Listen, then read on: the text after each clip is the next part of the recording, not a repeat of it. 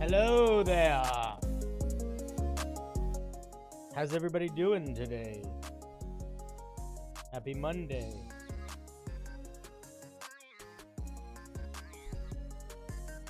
We are here with some homebrew review. Ooh, yes. Finally raining.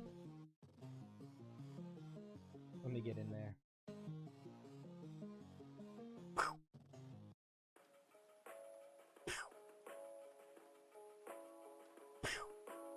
Hi. How's it going? Hey, Cinder. That's me. What did you say? I'm populating a magic item auction. Would you mind giving me 3d12 roll and an animal? Yeah, give me one sec.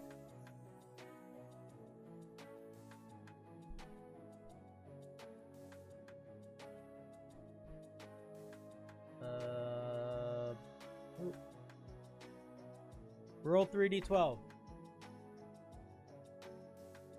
We got a 13. And I'm going to go with an anglerfish for the animal. Anglerfish. You know what an anglerfish is? These guys. Cool? Does that work? I hope so. So, here's the plan today. What's up, Milky? If you're here, say hi. If you're not here, where are you? Where could you be if not here? Whether you're watching on YouTube or on Twitch, the way that tonight's stream works is very simple. We're going to be looking at some of your homebrew subclasses. I feel like this is the most popular thing that people want me to look at. It seems to be the thing that people like to make more often than other things. So, I'm excited to see what y'all have. And if you are in my Discord, you will see in the announcements basically where you can post your subclass that you're working on and whatever thing you want to talk about. Like if there's whatever question you have about it, or if there's a specific aspect you are more concerned about, or you're not sure if it's working or whatever, ask a question there. Also, you can call in. And if you want to call in, I see somebody is already in the waiting room. Lovely. Just go to the waiting room voice channel. It's in the streaming part of my Discord. And you will get priority. I'll talk to those people and look at their homebrew first.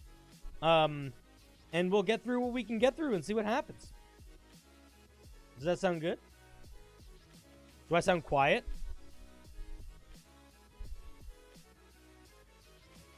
How's that? Is that better? Like, let me see if I messed with my audio settings. I can mess with it again. What if I turn that off and that off? Is that better? Or is that worse? Or is that the same? I spilled coffee all over myself. Dang it. Oh well. I can make the music a little quieter, and then you can make me louder. That can work, too. Anyway, that's the plan. Does that sound good to everybody? I hope so. That's what we're doing. What's up, Gores? What's up, artists? Dice, good to see you. Chase, hopefully we figure out the sound in your side neck of the woods. Iceball, how's it going? Aiden, hello. Ren C, what's up?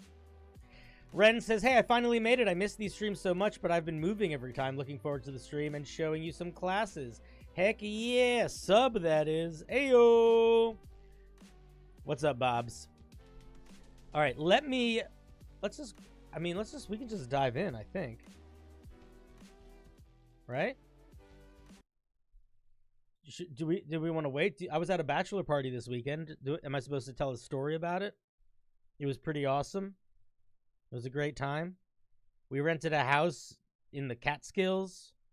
It's basically a big barn with a bunch of bedrooms and a giant living room kitchen space. And a big field. We basically just played music and hung out and got silly. It was excellent. It was excellent. I slept in a room that was like an attic and it was like clearly was probably like it was all like bedrooms and stuff now, but very cottagey, but like clearly built out of a barn. And the room that I was in was like in the corner under the like the whole thing was slanted because it was like under the part of the ceiling, and it didn't have any windows. So I woke up in the morning and I had no idea what time it was. It was crazy. All right, let me grab this moral support feller. Hello, moral support. How are you doing? Hello? Hello? Oh, you can't hear me yet. You don't know. You're on the air. Let me fix that. I bet you can hear me now. Oh, I can. Hey, buddy. How's it going? Hey, pretty good. I think my stream's a little behind. I was still hearing the Bachelor story. No, that's fine. I didn't have my microphone connected properly, so I'll take the blame for that jump scare. You sent something in yet? Could you send it again as a thing that I don't need to download? Like, if it's gotcha, you have like a Google Doc. Yeah, I can send a Google Doc. Amazing. Just post that in the same thing. Let me see what you said. This is a simple fighter subclass taking advantage of the 2024 fighter having multiple second wind uses. Okay. I do think it's a lot of fun when subclasses mess around with using those sorts of features. A player is going to be using this in a future level 1 through 20 campaign, so it has to be balanced. Well, regardless of it doesn't need to be balanced at level. The capstone kind of never needs to be balanced if we're being really honest with ourselves here. Fair. But it's not bad for it to be balanced. Yeah.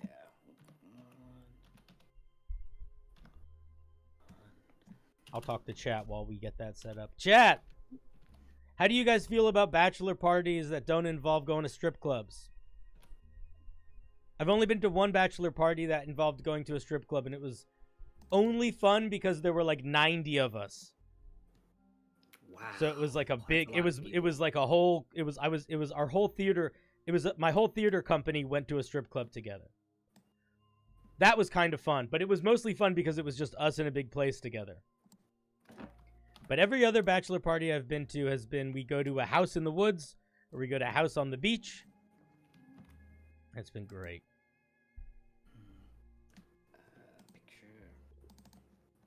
You don't worry too hard about formatting it. Just get it in a Google Doc or something.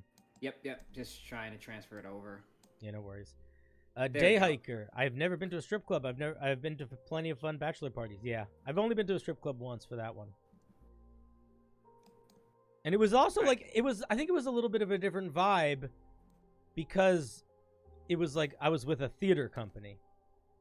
All right, you got it? Yes, I can share it in a second. Just gotta name it. Call it ice cream. Ice cream. All right. Share.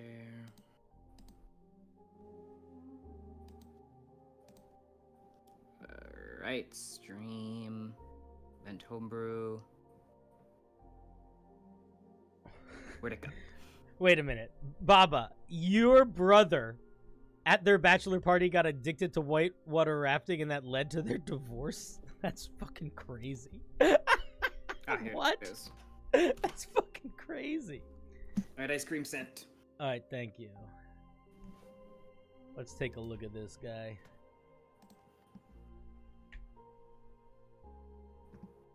Also, this music needs to change a little bit. It's a little too quiet.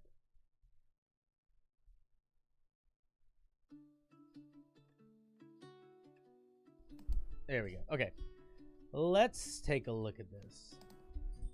So this is the underdog, yeah? Yeah. I don't really have a full flavor text summary. I just Isn't that the kid from that anime? Punchy demon muscle back, Dad? Hajime no Ippo, very old boxing series. Yeah, okay. Let's see. And this is for 2024. To be honest, I don't know 2024 as well. So some of this is going to be a little bit of like but I'll do what I can to assist. Level 3. You do not fall easily. When you're reduced to 0 hit points, you can use your reaction to use your second wind. You gain resistance to bludgeoning, piercing, and slashing damage until the start of your next turn. At level 10, you gain resistance to all damage types. Is this intended to work against the triggering instance of damage that would have dropped you to 0, or no? No, it's after. If you keep getting hit, you would get the resistance. So in D&D, once you're at 0, whatever amount of damage you take doesn't matter. It all does the same thing. Yeah. So it was once you hit the 0, then you would get the second wind to get the HP back, and then for the next. Oh, attack, I see. I misunderstood. I feel like you maybe need to word that a little bit more clearly. Or maybe not, but that's what it sounded like. You can use your second wind, and then it like spending it like a charge gives you resistance to bludgeoning, piercing, slashing damage. Okay. Now that I understand what it does, it's kind of interesting. At 10th level, you gain resistance to all damage types until the start of your next turn.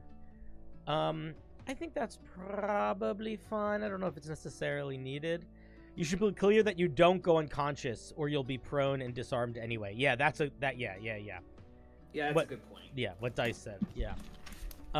When you miss with an attack, when you miss an attack with a weapon or unarmed strike, you can use your bonus action to make an additional attack. When you do, you can add your con modifier to the attack. Just to the attack roll. Yep. Huh.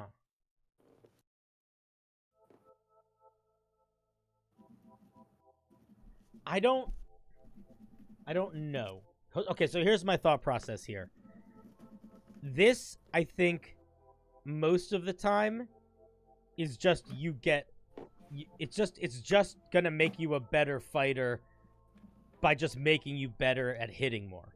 It doesn't feel necessarily like it's adding something, or rather, let me rephrase that. It feels like it's trying to make this fighter a bit of a monk, and I don't know how, like, what is the...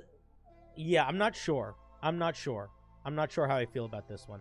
I think this one would work better if it felt like it did something more than just you now get more opportunities to attack.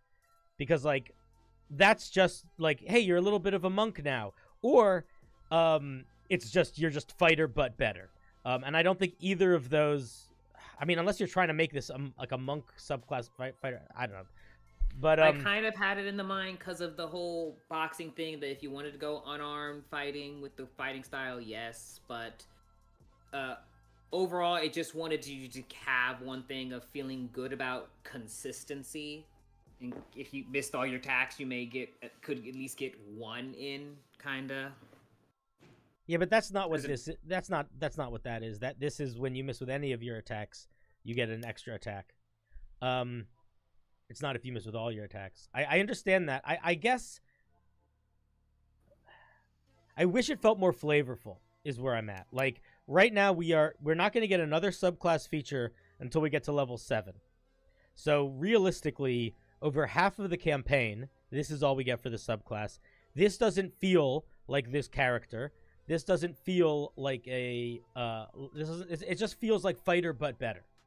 Like, the idea that you can come... I mean, Unrivaled Endurance is I think is a decent feature, but it also it's medium flavor. It's not that much flavor, because let's be real, the idea of being persistent in combat, that's not like a new idea for a fighter to want to have, you know? Like, it's sort of like saying, like, giving your barbarian more toughness. It's like that concept, like the nature of, you know what I mean? Like, there's a little bit of that flavor is already baked in there. So I want to see more flavor in these features, and I think that maybe the thing to do here is, instead of making Will to Fight this just like persistent way to help you hit if you didn't hit, make this something else. Make it some sort of special bonus action attack that does something more unique than just use your Constitution modifier instead of your Strength or Dex modifier. Like, maybe it's like a stunner jab or something. I don't know, something that makes it feel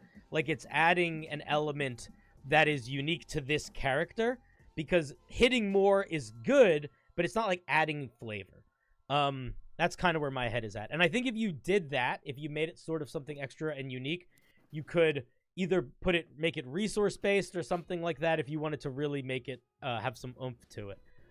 That could potentially take it in a very different direction. So I'm not gonna like bend your arm to do that. But I think we need something else at third level that is selling the flavor of this guy. Gotcha. More. Brent says maybe being stronger once you're beat up. That makes sense. That's an interesting idea. Like when bloodied, I do have a bloodied ability in there higher, but it was more passive. I can see making that one a little stronger could give it more oomph. Yeah, Dice Admiral also suggests maybe using grays. Yeah, there's a bunch of like weapon techniques that you could potentially incorporate here also. That could be ways of helping to feed that. But I do think even doing that is maybe going to be a little lacking. Like I think there is, both of these features feel very utilitarian. In that they're just accomplishing the mission. In one case is the mission more life, the one case the mission more attacks.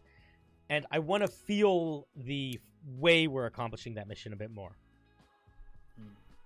And I think that honestly Will to Fight is fine. I don't think I think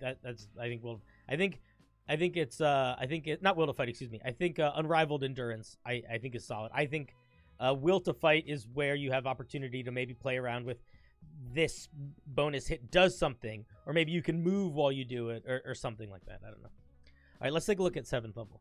When you're subjected to an effect that allows you to make a Constitution saving throw to only take half damage, you instead take no damage if you succeed on the save and only half if you fail. This is like evasion for con saving throws. Yeah. I really like that. I think that's really fun.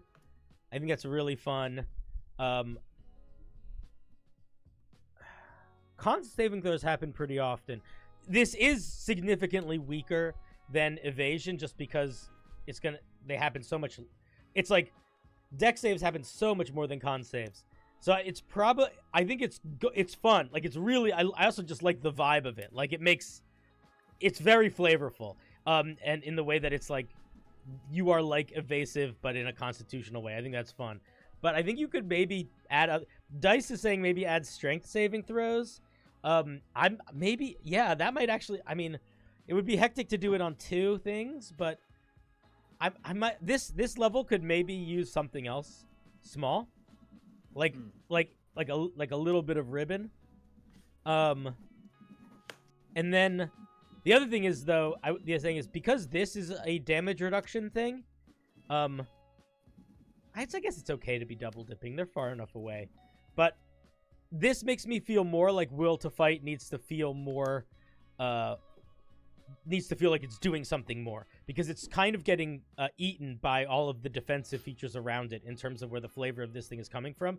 But in reality, this 3rd level feature is going to be way more impactful than probably either of the other 3rd or 7th level. So I just want it to have a little bit more space on the stage. Bloody Focus at 10th level. Your focus tightens when close to death. While you have the bloodied condition, any attacks you make at disadvantage are instead rolled as normal. In your games, is bloodied half hit points? Yeah, that's the 2024. They half hit points. Oh, cool. Okay. I don't know how helpful this is going to be. I don't know how often we are going to be in situations where we are bloodied and have disadvantage on our attacks. Maybe it will be a lot, but it feels to me like it's a very circumstantial ability, and I'm a little bit worried about how many of our abilities are now circumstantial. Because we are at level 10. We have one, two... Literally, all of our features are circumstantial right now. The only thing that... Yeah, because... So this is my guess. I'm going to guess that you are like, I want this guy to be the fucking tanky brawler. Like, he could just take... It's like he's just taking hits and swinging them back. I think you swung the pendulum too hard into the direction of accomplishing that goal a little bit, because we don't have any features that we decide when we use. And we really want to have features that we decide when we use. It's not that it's bad design. it's hard. It's just tricky design for a D&D game. It's not. It's actually much more reasonable in like a video game where all of the events and stuff are programmed, so the designers can like really anticipate what the players are going to encounter and like when. But you don't want to be in a situation where, because of this, you don't want to be in a situation where a player doesn't get access to their features for a whole session. And that could very easily happen with this character if the dungeon master doesn't make sure to be throwing out those con saves, doesn't make sure to be constantly trying to get your guy to 0. Or if you're just not missing with your attacks, right? Like if you're hitting, every time you hit with an attack, you don't get to use this 3rd level feature. So I think that if I were you, I would change Will to Fight and Bloody Focus into things that you decide when to use, so that by level 10, you have 2 features that are sort of reaction or circumstantial, and 2 features that you have more control over. Now, can I ask, what is your intention with Bloody Focus? Like, what situations are you imagining where someone is bloodied and has disadvantage on their attack rolls? Is that like a specific thing or a specific condition, or are you thinking more like just in general? I was thinking in general, like for any kind of condition, if they were prone or frightened or poisoned, didn't matter what things were afflicting them. Is like I'm gonna. The whole basic of here is why I have is the kind of a style of like a boxer who's just like so drilled into the or a fighter who's so deeply drilled into the basics and the fundamentals that they are just focusing on that kind of fight of just like stick to the basics, go in, you know what to do, keep in, ready for a hit, and always try strike true, kind of.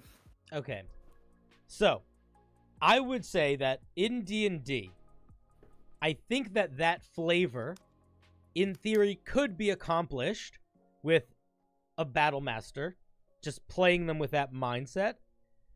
And now what I want to say is I think that what you need to do now is what else makes... what is this doing that battle master... If I want to play a battle master with the mindset of keep it simple, stick to the basics, strike true, I could play that sort of character. What is this doing that isn't doing in the flavor?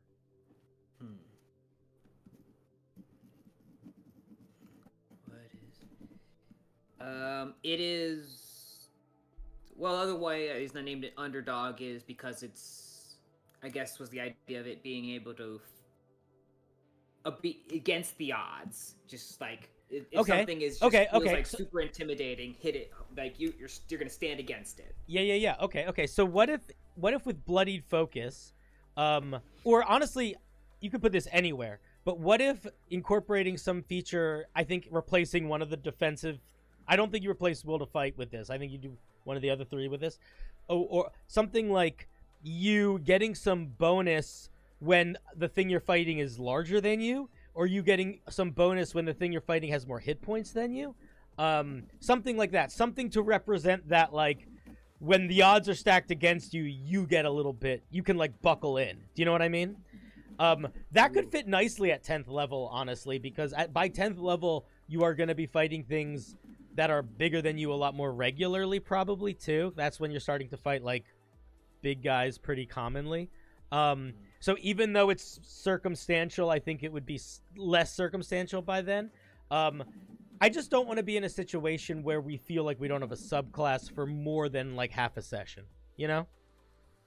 Yeah, that's actually even better because the person playing it is actually going to playing a small race. They're playing, well, technically, they're playing a mini centaur.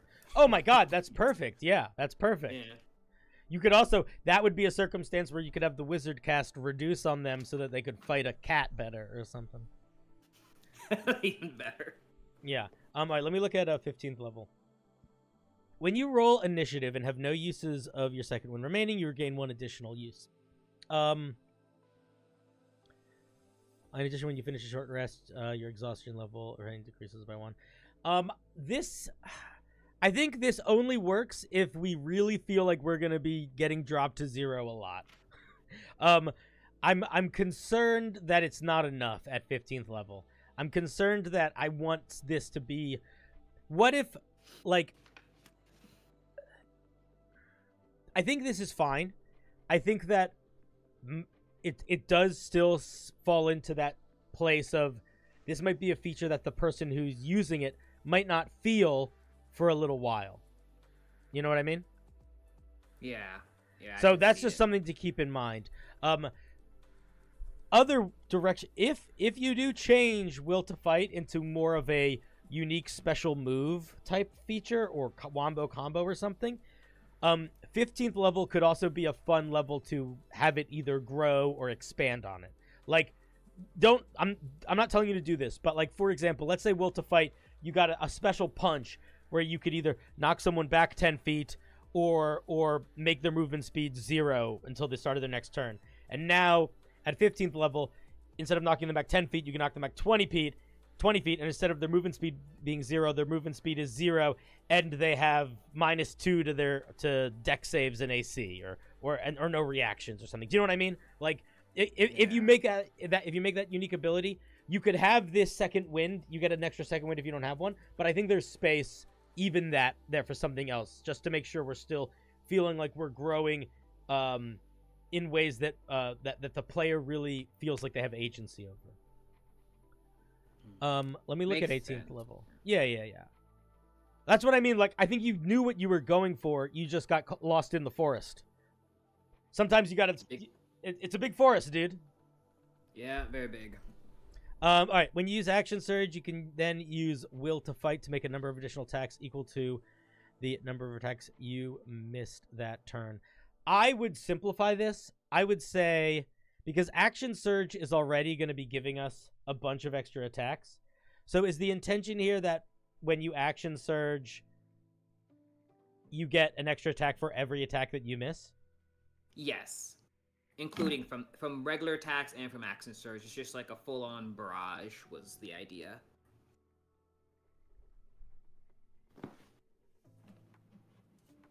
I'm trying to think of how I would word that. I feel like it's worded a little weird. It makes sense. I don't love the way it's worded, and I want to be able to use it whether or not I miss. Like, I almost want it to be like, when you Action Surge, you just get 2 extra attacks on top of the 4. I feel like something like that could also sort of doing the same thing, but also will be useful even if you hit all of your attacks. But that's not that exciting either. No. What if... Okay, if you like this, I'm not going to tell you to stop it or take it out. If you like it, do what you want. But what I would say is that image in your mind, when you think of like the crazy barrage, I want you to imagine it. I want you to just imagine it from like a narrative perspective, like it's happening in One Punch Man or something. There's a lot of ways that could be represented mechanically.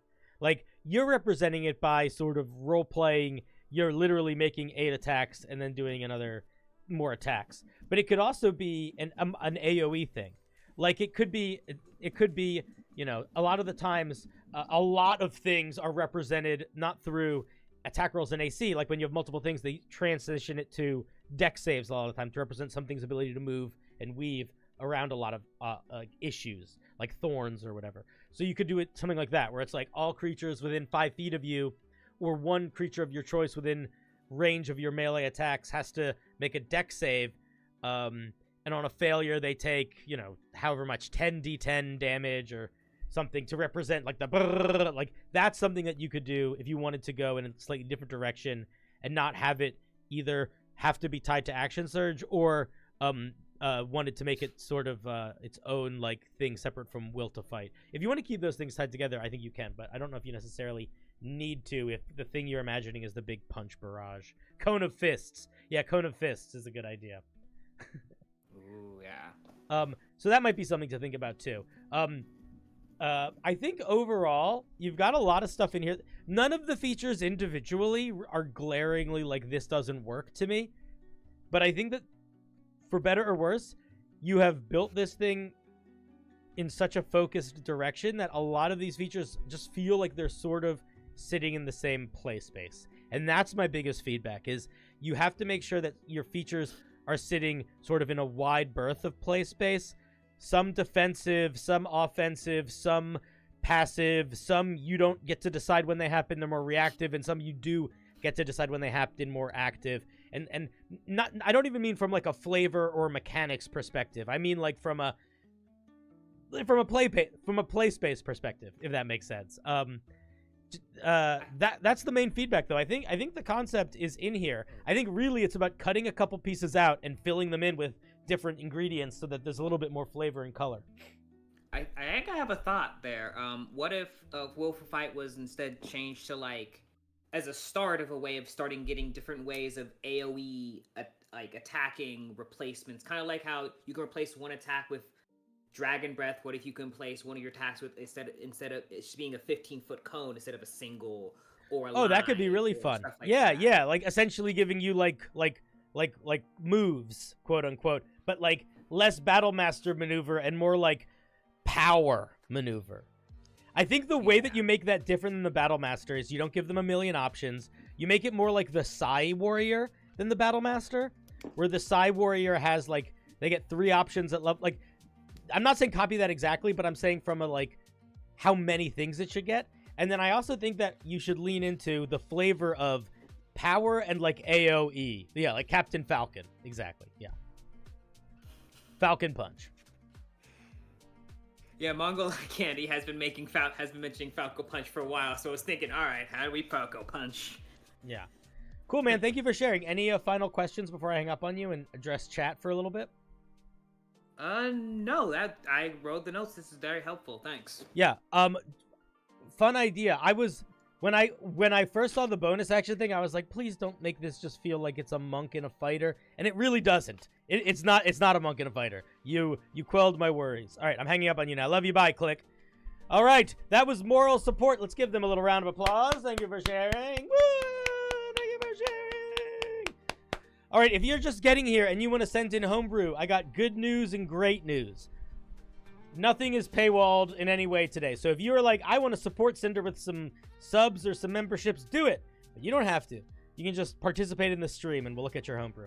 The way that we're doing it today is in my Discord, and the way that we're doing it in general moving forward is in my Discord, and you can find it in the announcements, the most recent announcement. There's a thread called September 29th Subclasses. If you want me to look at your subclass, post it there. If you have any questions about that homebrew, or specific features you want me to look at, or information you want me to know going into it, post it alongside it. And if you are able to call in, I bump you to the front of the line, because it is more interesting for me to talk to people. So I want to give, we let the people who call in go first. And you can even see the order of the call-in people if you go to the channel above the waiting room called Waiting Room Q. You can see it, and you can see who's in the line. Does that sound good? Everybody happy? Why is this music so fucking lame? Okay, we need some better music.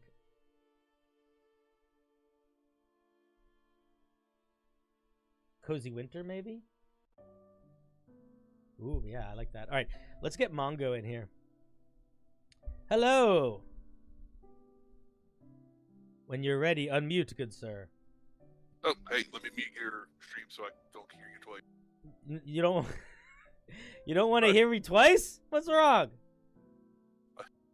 I already hear voices. I don't need more. All right, fair.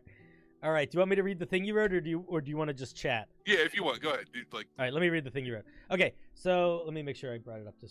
Let me show the audience too. Okay, there we go. Okay, so this is the Reaver, and what you said in the Discord was it's a flavorful fighter subclass, 2024 rules, focused on the bloodied condition. Oh, we're leaning into this.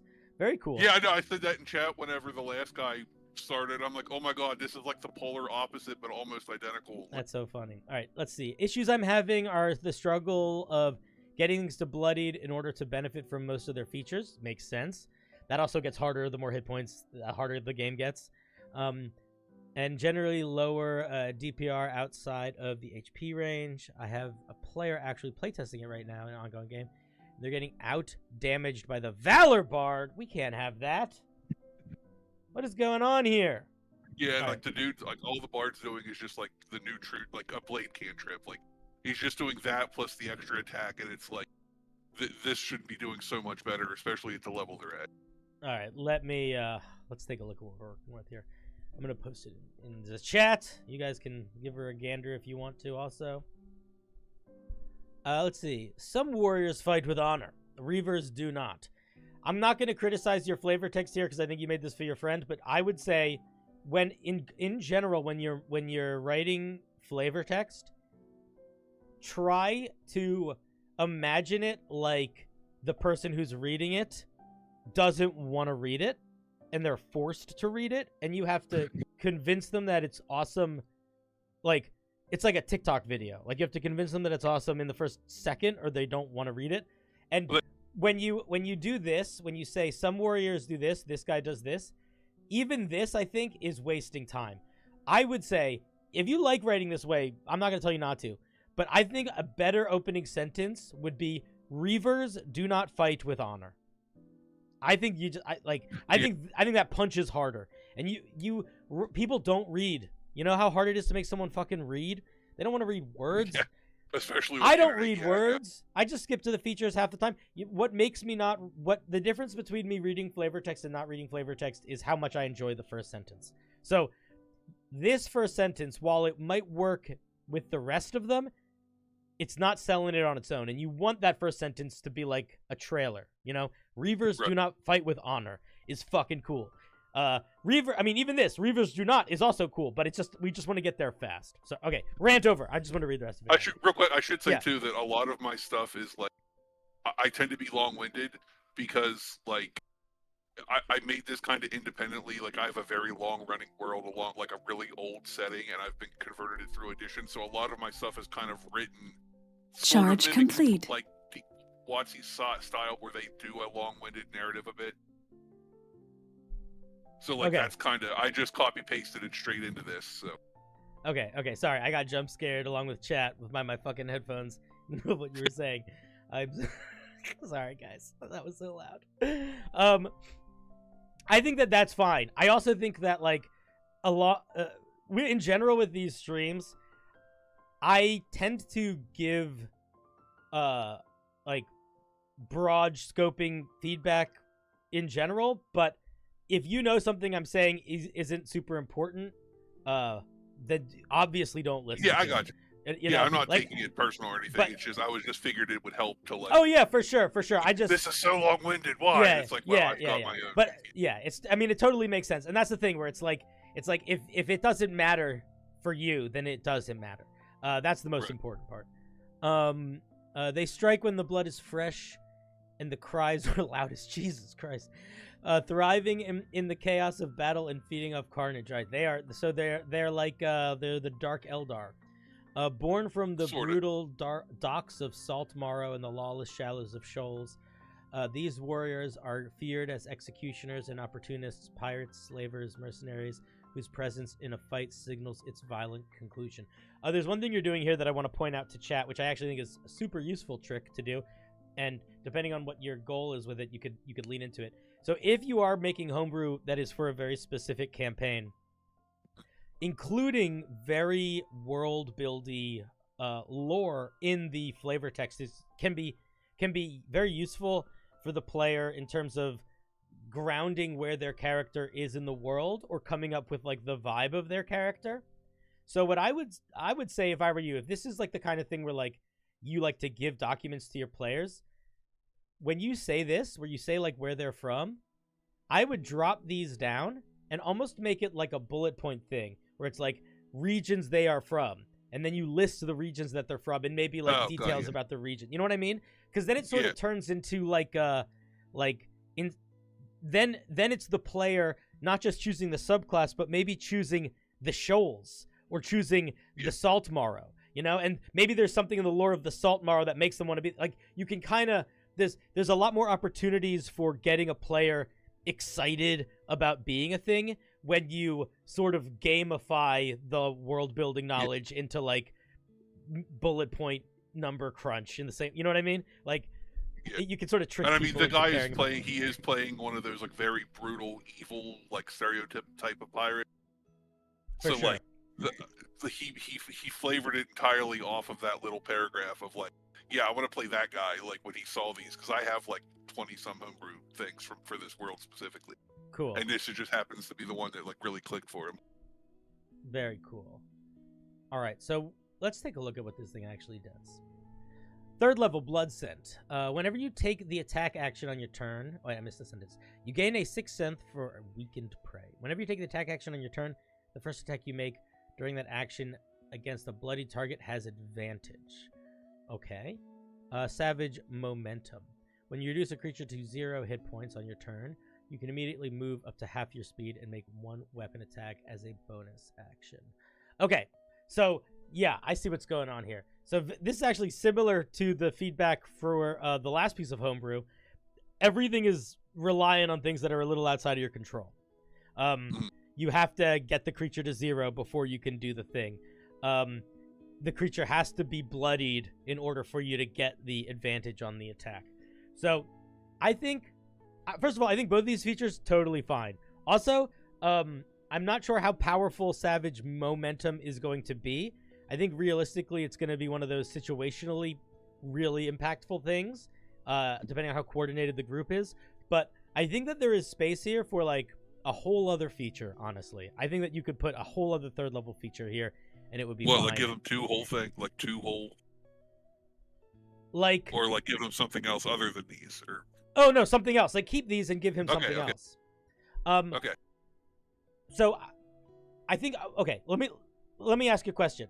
Is there any element of magicalness to these guys, or is it really sort of Battle Master, where it's just they are just trained in the art of vicious? Kind of no. Like, I would lean more towards no. They're like, it sounds magical. So like later on, some of the stuff that they get feels like it should be magical in some way, but no, it's basically they're like piranhas. Like once they smell blood, they're like honed in on it. Okay, so I was gonna say, because you could give them a literal blood scent ability that is like almost like a divine sense type thing, where they can like sense they can pick up on creatures that aren't at full hit points, or maybe like the weakest like that's kind of like for example, what if they had a feature where you could bonus action, you like look around and you can, and the dungeon master tells you which creature within your eyesight has the least hit points left, something like that. I got you. Like okay. That's sort of magic, but it's kind of could be flavored as like they know what weakness is. But I think something like that could work really well. You could also they do have something kind of like Hunter's Mark later on, where like if they use it on a bloody die, they can like tell where they are. Like it has that whole like tracking bonus effect, I think. Cool. But I think regardless of later features, I think at third level we still want at least one other thing that is going to sit in that not direct I do more damage space, but I feel like I can do stuff more. And I also think that if it does have to do with how weak a creature is, or how many hit points they have left in some way or another, whether that's who has the least amount of them or whatever, that could also help with using bloodied prey, because you kind of know who you need to attack to get bloodied, you know? Right. Yeah, so far they have, like, I think they, in like 6 levels of play, they've actually managed to benefit from bloody prey about 3 times, and they have never gotten to use Savage Momentum. Yes, Savage Momentum's not going to happen that much. Yeah, it's one of those, like, I feel like this should be happening a lot more, but he's never, because he's using a great sword, or a great axe, and it's just like, he just cannot hit the killing blow on things. Like, I don't know. It's just, he's rolling bad. I'm like, other people are doing better. I don't know. It's just... What if it had some other feature, just a whole new feature, limited use, and it was something like charge based or once per short rest? You can figure out how often you want to be able to use it, but something like when you hit a creature, you can do like a special, when you like swing at a creature, you can do like a special type of attack that, if the creature is not bloodied, allows you to make the attack roll with advantage, and if the creature is bloodied, does extra damage. That's actually what like the next level kind of is. Oh, like the next feature. Yeah, Okay. it's like So- a limited pool of like special switch. So maybe, honestly, the answer... Okay, let me read 7th level then, but I think maybe Yeah. the answer is that some of those later features we just need a little bit earlier. What Just level bring it are earlier. they? Yeah, what level are they? They just hit level 10. Like they haven't gotten to use their level 10 ability yet, but like they just hit level 10. All right, so let me take a look at it. Let me take a look at the 7 and 10 before we do too much more building, because they already have access to all of these. Yeah. Gio, we're not doing any commissions tonight. Everything is just people can send stuff in and call in. This is my last stream that I'm doing for probably the month because I'm going to Australia and traveling a lot. So I just wanted to do one that felt like anybody could send in anything. And these are more about the community hang than they are about making money anyway. Okay. Let me look at vicious tactics. Your cruelty drives you to strike where it hurts most. Once per turn, when you hit a creature with a melee attack, you can force it to make a saving throw. On a failed save, the attack deals additional force damage equal to half your proficiency bonus in d8s, rounded down. And you may choose to either push the creature 10 feet directly away from you, or pull it 10 feet closer to you, or knock it prone. On a successful save, the creature takes half damage, half the bonus dice, and suffers no effects. Yeah, I almost want to say this should just be the 3rd level feature. Like give them both of like 3 and 7. It's just like give them Or both. switch them. I mean, it's not going to help. Okay. It's not going to change your player right now. Yeah. But just from a design perspective, I don't think this is crazy. This is like, it's basically what this is you get evil smite is what this is. You get evil Sorta, smite. yeah. Yeah.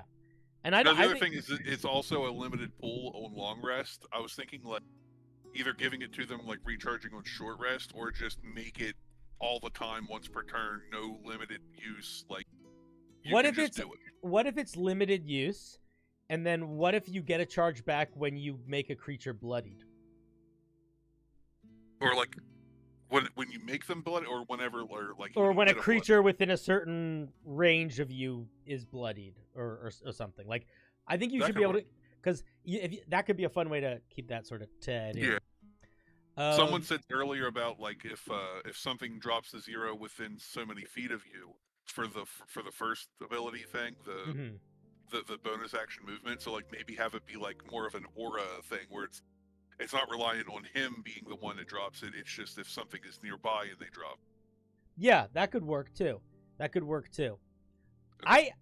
I think the reason... Let me look at 10, but then I'm going to give my hypothesis of why your friend's not hitting as hard as he wants to. Crimson Carnage. You thrive in the thicket of slaughter.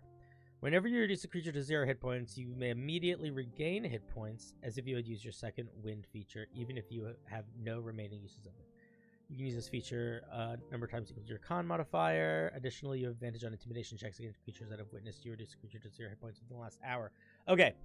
I think that you should not have 2 separate features that trigger off of you reducing a creature to 0 hit points. I think it happens so unlikely already that now this feature is going to suffer from the same problems as the other one. I think that if you want to, I think there's other things you could tie this to. You could tie it to bloodying a creature. You could any sort of being brutal and violence. I think you could. I was thinking having it being a trigger on them scoring a critical hit. Could be on a crit. But that's another. It could be on you seeing a creature being dropped to 0 hit points. You know what I mean? That's true. Yeah, that's kind of a better flavor, I think, of like. It also then would work on your allies, which is kind of fun, Yeah. and a little evil implied for their character being like, "Yeah, let's fucking go. My allies are too." Okay.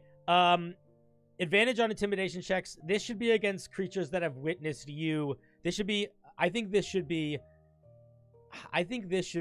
more open. I think there should be more things that are that you have advantage on intimidation. I might just make it like flat all the time, just like. Or creatures that have seen you use vicious tactics. Yeah. Or like even expertise instead of advantage or something, just like Yeah. you always have. I want you to be able to control. Because here's the thing. I want to be able to sell I feel like the fiction that you're trying to sell with this is I do a scary thing and the other bad guys get scared. Like, there's 3 bad guys and I crush one of their skulls, so the other 2 are like, "Oh, we'll help you. Sorry." And I think the way to do that is to not make it relying on dropping a creature to 0, but something that you can like really decide when to do. So whether that's you're just better at intimidation or vicious tactics or some other feature that you're going to be activating. Okay, so genuinely, here's the situation. Here's why this thing is not so strong right now. Because 3 of the things that it does rely on things that the player is not controlling. And the one thing that it does have control over, you have less than 5 uses of. So this is like, think about the Psi Warrior. The Psi Warrior has psionic dice. I think they have like, I think it's a pretty big number. It's like twice your intelligence modifier plus your proficiency bonus, or twice your proficiency bonus plus your intelligence. They have like 10. They got a bunch. And that works because they can do a bunch of different things, and they're not quite as strong. So I don't think necessarily the solution is to just give you a shit ton more uses of this, unless you're comfortable making it less about the damage and more about like the secondary effects, but still doing the rider, extra like damage. The rider of it, like what, pulling, pushing, or proning, that's kind of was the main draw. It was kind of like a replacement for maneuvers, like, but it still does bonus damage. So like, it's more about the rider effect. So maybe have the damage not scale here. Pick a die or pick something that it does sort of regularly, and then give it that secondary effect that you can switch between. So instead of it being like, instead of it being like 2d8 or instead of it being 2d8, it would maybe be like 1d8 plus your plus your strength modifier, or maybe it would be 2d6 or something. Right. Just something that's a little bit less damage and a little bit so that you can give the other ones a little bit more space to breathe, but more importantly, so we can get more uses of it. And then the only other thing I would say is, even in that, by the time we get to level 10, if you feel like your player is really not getting a lot out of the Bloodied Prey feature, it might be worth changing what this does a little bit so that it becomes more impactful feeling. Because I think that this is the other really... Savage Momentum is an offensive feature, but it's so situational, and I think it's fine having a situational feature. I don't think we need to mess with it. I think Bloodied Prey is the only other feature that feels like it's really like direct, intentional combat damage focused. And I think that I'm worried that the conditions of it happening are too limited for its impact. So I might play around with having this work in a different way. I was thinking, is it Hunter Ranger? I think has whenever something's below their max HP, they like deal bonus damage or something. Maybe changing Bloodied Prey to, if they're below their max, you have advantage. If they're if they're below their max, you have advantage on the first swing, and then if they're bloodied, you have advantage on all the swings. That could work. Okay. There might be some people that don't love the multi-classing potential in making it so easy for you to have advantage, but I also think that it's really easy to have advantage in 2024 rules, so I don't think that's as big a deal. Yeah, I mean, you could just go 2 levels of Barbarian and always have it forever anyway. Yeah, but there's even more ways. 2024 is so down for advantage, so I think it's probably fine. But yeah, I think that's the move. I think going in a direction of something to do with either they have taken some damage, something that is going to happen, that is going to have been accomplished within the first round of 90% of combats. So pull it off of Bloodied specifically and make it more just not being at max HP. Yeah, and if you want, there could be a bloodied thing. So like, if for example if you mellow out Vicious Tactics a little bit, make it a 3rd level feature, take Bloodied Prey, make that the 7th level feature.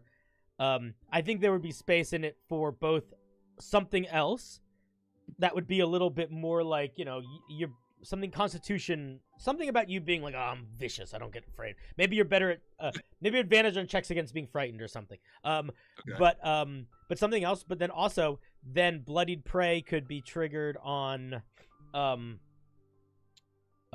being a little bit damaged, but then it could be sort of doubled down on bloody. I mean, you could do that at 3rd level too. Yeah, I like that. Honestly, there's not a right place to put any of these, but I think with bloodied, you make it both. You make it so if I like that idea of like all of their stuff works if they're below max, and then they're better at that thing if they're bloodied. That's kind of a better. That way, you still get that flavor of we are making it so we're playing on the bloodied condition, but we're building up to it as opposed to having nothing and then 100. Yeah, because it's very 0 to 100. It's like always on, always off. There's no like in between. Yeah, let me look at the 15th level feature. Excuse me. Fear the Drowning Tide. Oh my god, it's so dark. It's so edgy. This is so 40. This is so 40k, dude. When your bloodlust, Korn would love this. When your bloodlust reaches its peak, your strikes mark prey for slaughter, driving your allies into a frenzy. When you hit a bloodied creature with a melee weapon attack, you can mark it until the end of your next turn. A marked creature can only be marked by you, and the effect ends early if the creature is no longer bloodied or you are incapacitated. And then this is what happens. Weapon attacks made by your allies score a critical hit on a 19 or a 20. And while the creature is marked, you always know its location. If it is within 60 feet of you and not behind total cover, you have advantage on any ability checks made to track and find it. Okay, I think this is fine. I think that what I would change about this to make me feel like it would be, I think, more, maybe a little bit more interesting. Not interesting, but have a little bit more dynamic play. Would be instead of all weapons, instead of all attacks being 19 or 20. Having it so, like, when a creature is marked, you get Relentless Pursuit. And then, if somebody scores a 19 on an attack roll against it, you can essentially expend the mark to make that a crit. Okay, so what? Make it like Guiding Bolt, where it's like the first time? Yeah, or you could choose not to. Like, to extend the tracking element. This probably needs a time limit on it. Oh, it says until the number. Okay, yeah. It only lasts one turn. Dude, okay. Here's what we do: is you make it last more than one turn. I think you make this. Okay, here's what I would say. I would make this last like a minute. I would make it last a minute. Okay, I'm gonna go in a while. Don't listen to any of this if you don't want to. I would make it last. I would make it last a minute. At the end of the minute, I would give you some way that you could focus to extend it. Like but if you keep hitting them, it keeps going. It lasts no, longer. no. Something. If it's like they run away and you want to hunt them. Oh, got you. So like maybe like I don't know. Maybe like you can use your bonus action to maintain it or something. I don't know. So, something that allows you to like keep it going. But then make it so that when a creature scores, you can even make it probably. I wouldn't mess with it too much. But when a creature rolls like a 19 or a 19 on it, you can like extinguish it to give them a flare of damage. That could be fun. Don't do that if you don't want to do that. Yeah, I got it. But I think that's a very fun, interesting mechanic. I think I'm a little concerned. It's only on a round, so getting it being on for a round is not a huge deal if you want to keep it exactly as it is. When I started that feedback, I thought it was longer. But I do like the idea of it being longer because I like the idea that you can, like, I don't know, track guys down. I think it's probably fine if you want to keep it as is. This is the one I'm worried of. Is the level 18. The level 18? All right. Well, you don't have to worry about that too much because by then your wizards are going to be turning into beholders and stuff. You become a current of death. You become a whirlwind of slaughter, cutting down the weak and driving your fury into the mighty. Once per long rest, as a bonus action, you enter a state of blood-soaked focus for 1 minute or until you become incapacitated. While in the state, choose one of the following abilities you gain that ability for the duration. So you basically pick one of these things and you get it for a minute. Yeah. Each time you hit the same bloodied creature with a weapon attack after the first hit, each turn, the target takes an additional 1d6 damage of the weapon's type, and that sort of stacks. Yeah, it's like every hit after the first does an extra d6 up to 3d6. For sure. You could Nova and go crazy with like 4 attacks and then 4 with an action surge, 4 attacks. Yeah. And like bonus, it can get crazy, but I put a cap on it. I don't think it's that. I think it's good. I don't think it's that crazy. I think my main feedback, honestly, the main feedback I'd have is less from a design perspective and more from a usability perspective. I just don't like making people do. I don't like people are dumb. They're not good at keeping track of stuff and remembering it's just 1d6 and 2d6 and 3d6. Like you probably are. I'm sure we all have experienced players and dungeon masters being fools, but they are so foolish. They don't know things. I think mechanically though it's pretty sound. I just want to see what the other one. When you reduce a creature to 0 hit points or score a critical hit with a melee weapon attack, you can immediately make one additional weapon attack as part of the same action. And I'm assuming this is like a once a day thing. Yeah, it's once per long rest, and you pick one or the other, and then like. But the deadly follow-up, that is like if you can continue killing or critting, it's technically theoretically infinite, but not really. Like you'd have to be astronomically lucky. Yeah. Okay, I have two thoughts. I really like the vibe of the feeling of rapid crescendo. I think that works really well. And I also like this idea that you're trying to like chain kills together. That's fun too. But I worry in practice rapid crescendo is just so much better than deadly follow-up. Like it's no shot. Like the amount of like they're so rare that you're fighting. I mean, again, you're the dungeon master for your game, so maybe it's different, but by the time you're level 18, it's usually like you're fighting one big guy and like 3 little guys. It's not like you're fighting 30 little guys. Sometimes it is, but I think rapid crescendo is just so much better that it makes me feel like it kind of makes deadly follow-up feel a little bit bland. Because it does need to be that very specific circumstance of like I keep critting or I keep cropping a creature. And then the other thing is I don't know if it should last a minute or it should be like a special move you can do. It being something you do every turn. Yeah, or maybe like it's like sort of like a like it's just like when like this could be what you do like when you action surge or when you start your turn you can enter your rapid crescendo mode.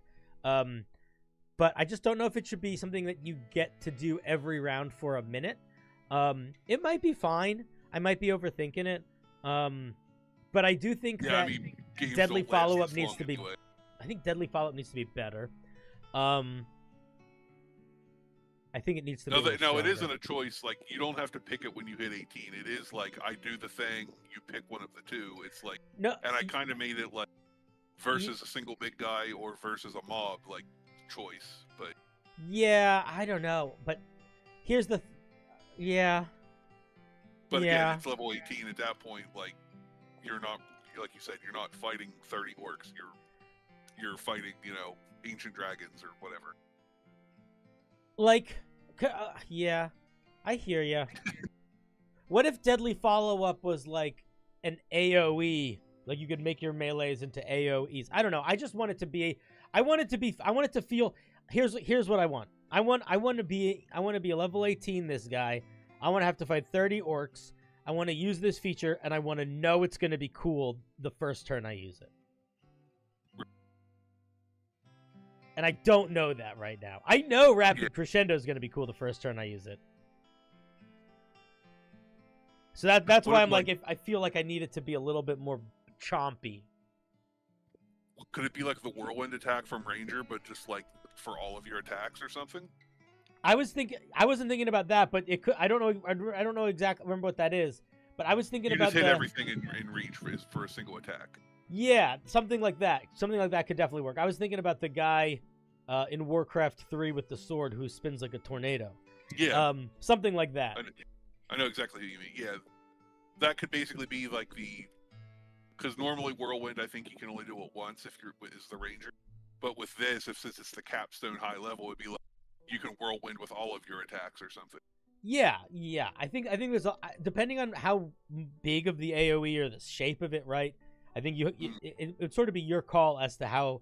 I think you could design it in a way that it would make sense to be able to do with all of your attacks. You could also design it in a way that it was just one big fuck off move, depending on how big you wanted it to be and how powerful you wanted it to be. I think that these 18th level features are mostly fine, though. I don't think they're gonna break the bank. I don't think they're OP. By the time we're at 18th level, I always feel a little bit bad for the marshals. So it's like I can hit one guy really strong. Throw him a bone. I cast Wish. Yeah. But yeah, I think the main thing that I would do if I were you is play around with vicious tactics. See if you can make this a little bit more of a from a design maneuvers that are perspective, maneuvers. yeah, from a design perspective, like it's a damaged Swiss Army knife feature. Gotcha. And I would try to build it like that and see if it feels okay if you build it in a way that instead of you having so many options per long rest, maybe you have so many options per short rest. Or maybe you have just more uses, that's what not options, uses, excuse me. So many uses per short rest or something like that. Because if I'm playing a fighter, if I'm playing this fighter, every round that I'm using this feature, I am doing good damage. Like, it's just a matter of me feeling like I don't want to use it because I don't want to run out of uses of it. Yeah. He's been very, like, he's basically been using it like a smite and waiting until he knows if he crits or not. Yeah, so that's, yeah, I almost would say, and maybe I would talk to the player about this too in case, like, because you don't want to design it in such a way that they're not enjoying it. But I would maybe say, hey, I want to sort of rebuild this in a way that it doesn't feel like as much of a quick depleted resource, because I think that it will be more fun if you feel like you can use it sort of whenever you want as opposed to saving it for crits. And if they're like, cool, then I would say do that. If they're like, no, I want to save it for crits, then I think is when you lean into the Bloodied Prey feature being something that is helping do damage when a creature's just image, and it's just more of a passive thing, you know? Like it could be like when you hit once per turn, when you hit a creature with an attack that is below its maximum hit points, you deal an extra 1d6 damage. It could be literally something as simple as that. If it's like, if they like the big smite, because you know you're making this for your players, so you might as well design it in a way that they still are enjoying it, you know. Cool, yeah, man. like I said, like he's one of the only people actually. Like I always offer, like I have, like I said, I have 20 something. I have like 2 or 3 for every class, and it's like he decided like, oh, that's a really cool theme. I'm gonna play that. Like no one else. He's like the one guy currently that is playtesting something, and it's like I really wanted, like, I built it to be a damage powerhouse, but it's like he's not dealing damage, and it's like, why? Like I said, like it is. He's saving it's just, those. He's being resource hungry. He's being resource hungry. Yeah. And maybe that's a thing that can be solved by just like talking. But I think I think if you tell them the intention and then offer them the alternative, if they like it, I think that will help a lot. Okay. Any Cool. final questions, thoughts, yearnings, aspirations? No. If you answered all my questions pretty much, and gave me some ideas as far as like how little. What ways to edition change it. did you start playing D&D in? What was your first edition that you played? That I actually played was original, like launch 3rd edition. But like I grew up, like since I was like 5, my mother played 1st edition, and I like grew up and read the books when I was 5, and like used the monster manual as a coloring book and stuff. Like, so I've basically been ingrained in D&D since I was about 5. Using the monster manual as a coloring book is the best thing I've ever heard. Oh, I love that so much, dude. Cool mom. Yep. Very cool mom. Okay, just random before we go. Do you like 2024 rules so far? Because you have more experience with more editions than I do. Like I know 5th edition really well. I played 4th edition for 3 months, and I don't really remember that much. And that's kind of it. Like, I haven't played any 3rd, any 3.5. How do you feel about the new edition compared to, like 3 or 3.5? It's kind of a mixed bag. Like, I like the class changes for the most part. Like, they really did kind of fill in holes and fix, but, like, buggy, like, why does this work this way things with a lot of the class options. Yeah. And I like that they kind of made most of the archetypes, like they made it like a very similar, like everyone gets their thing at the same level. There's a few exceptions, but like I like what they did with the classes, but there's a lot of other stuff that I just like. There are certain spell changes and feat changes and other stuff, and just like numerical, like the way, like stealth. Whenever you just hide like a rogue, I'm going to duck behind the box and hide. You now gain the invisible condition, and it's like. Yeah. What? Like, it makes no. It's just stuff that doesn't make sense, and I'm going to be playing in my first campaign of the new edition. In November. Just don't play a rogue, and you'll be fine. I don't know what I'm going to play yet. We'll see. It's a little while off. All right, buddy. Thank you very much for the Yep, call. no problem. Fun piece of Thank brew. you. I'm hanging up on you now. Oh, also, just minor what? note. This is less for you and for everybody else, but this is a really good way of making a piece of homebrew that plays into the edgy edgelord vibe that isn't cringy. It's you know what I mean? Like it has like bits and pieces of gruesome lore, but it's not decadent in it, and it's not like annoying about it. Sometimes edgy homebrew is bad. You know what I mean? Like I sometimes said, it's I've been bad. doing homebrew and like I've been doing stuff like this for probably 20 plus years at least. Yeah. So like I've kind of learned how to mimic Wizards' writing style. Yeah. Well, it's nice to see. I just like when we get to see something that works in that sort of that play space that can be really cliche, but it's not. When like that's my favorite thing. You know what I mean? Like it's when it's just I like it. Anyway, good job. High five. I'm gonna hang up on you now. Love you. Bye. Click. That was Mongo. Round of applause. Thank you for sharing your homebrew with us. It's rare that we see. It's rare that we see. It's rare that we see. Super edgy stuff that doesn't feel edgy. Super edgy stuff that doesn't feel edgy. It's rare that we see it. It's rare that we see it. It's rare, it's rare, it's rare that we see it. At this bachelor party I was at this weekend, we just sang and made up songs the whole time. Oh my god, it was so fun. Glitchy, thank you for the membership. That's very kind. I appreciate that very much. Very, very kind. Why are you being so kind to me? More edgy homebrew. Hey, if you can do it well, it's going to be great. A cliche done well is just a universal story. It just works.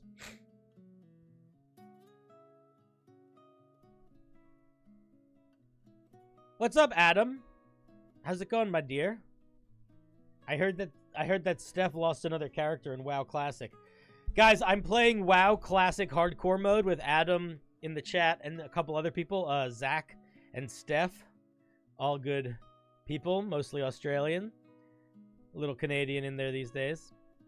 And I'm the only... It's my first time playing WoW. First time playing WoW ever. And I'm the only one who hasn't died. I'm the only one who is a true survivor. And I have more than one character. And they're both living. Actually, I have 3 characters and they're both alive. But one is my favorite. Anyway.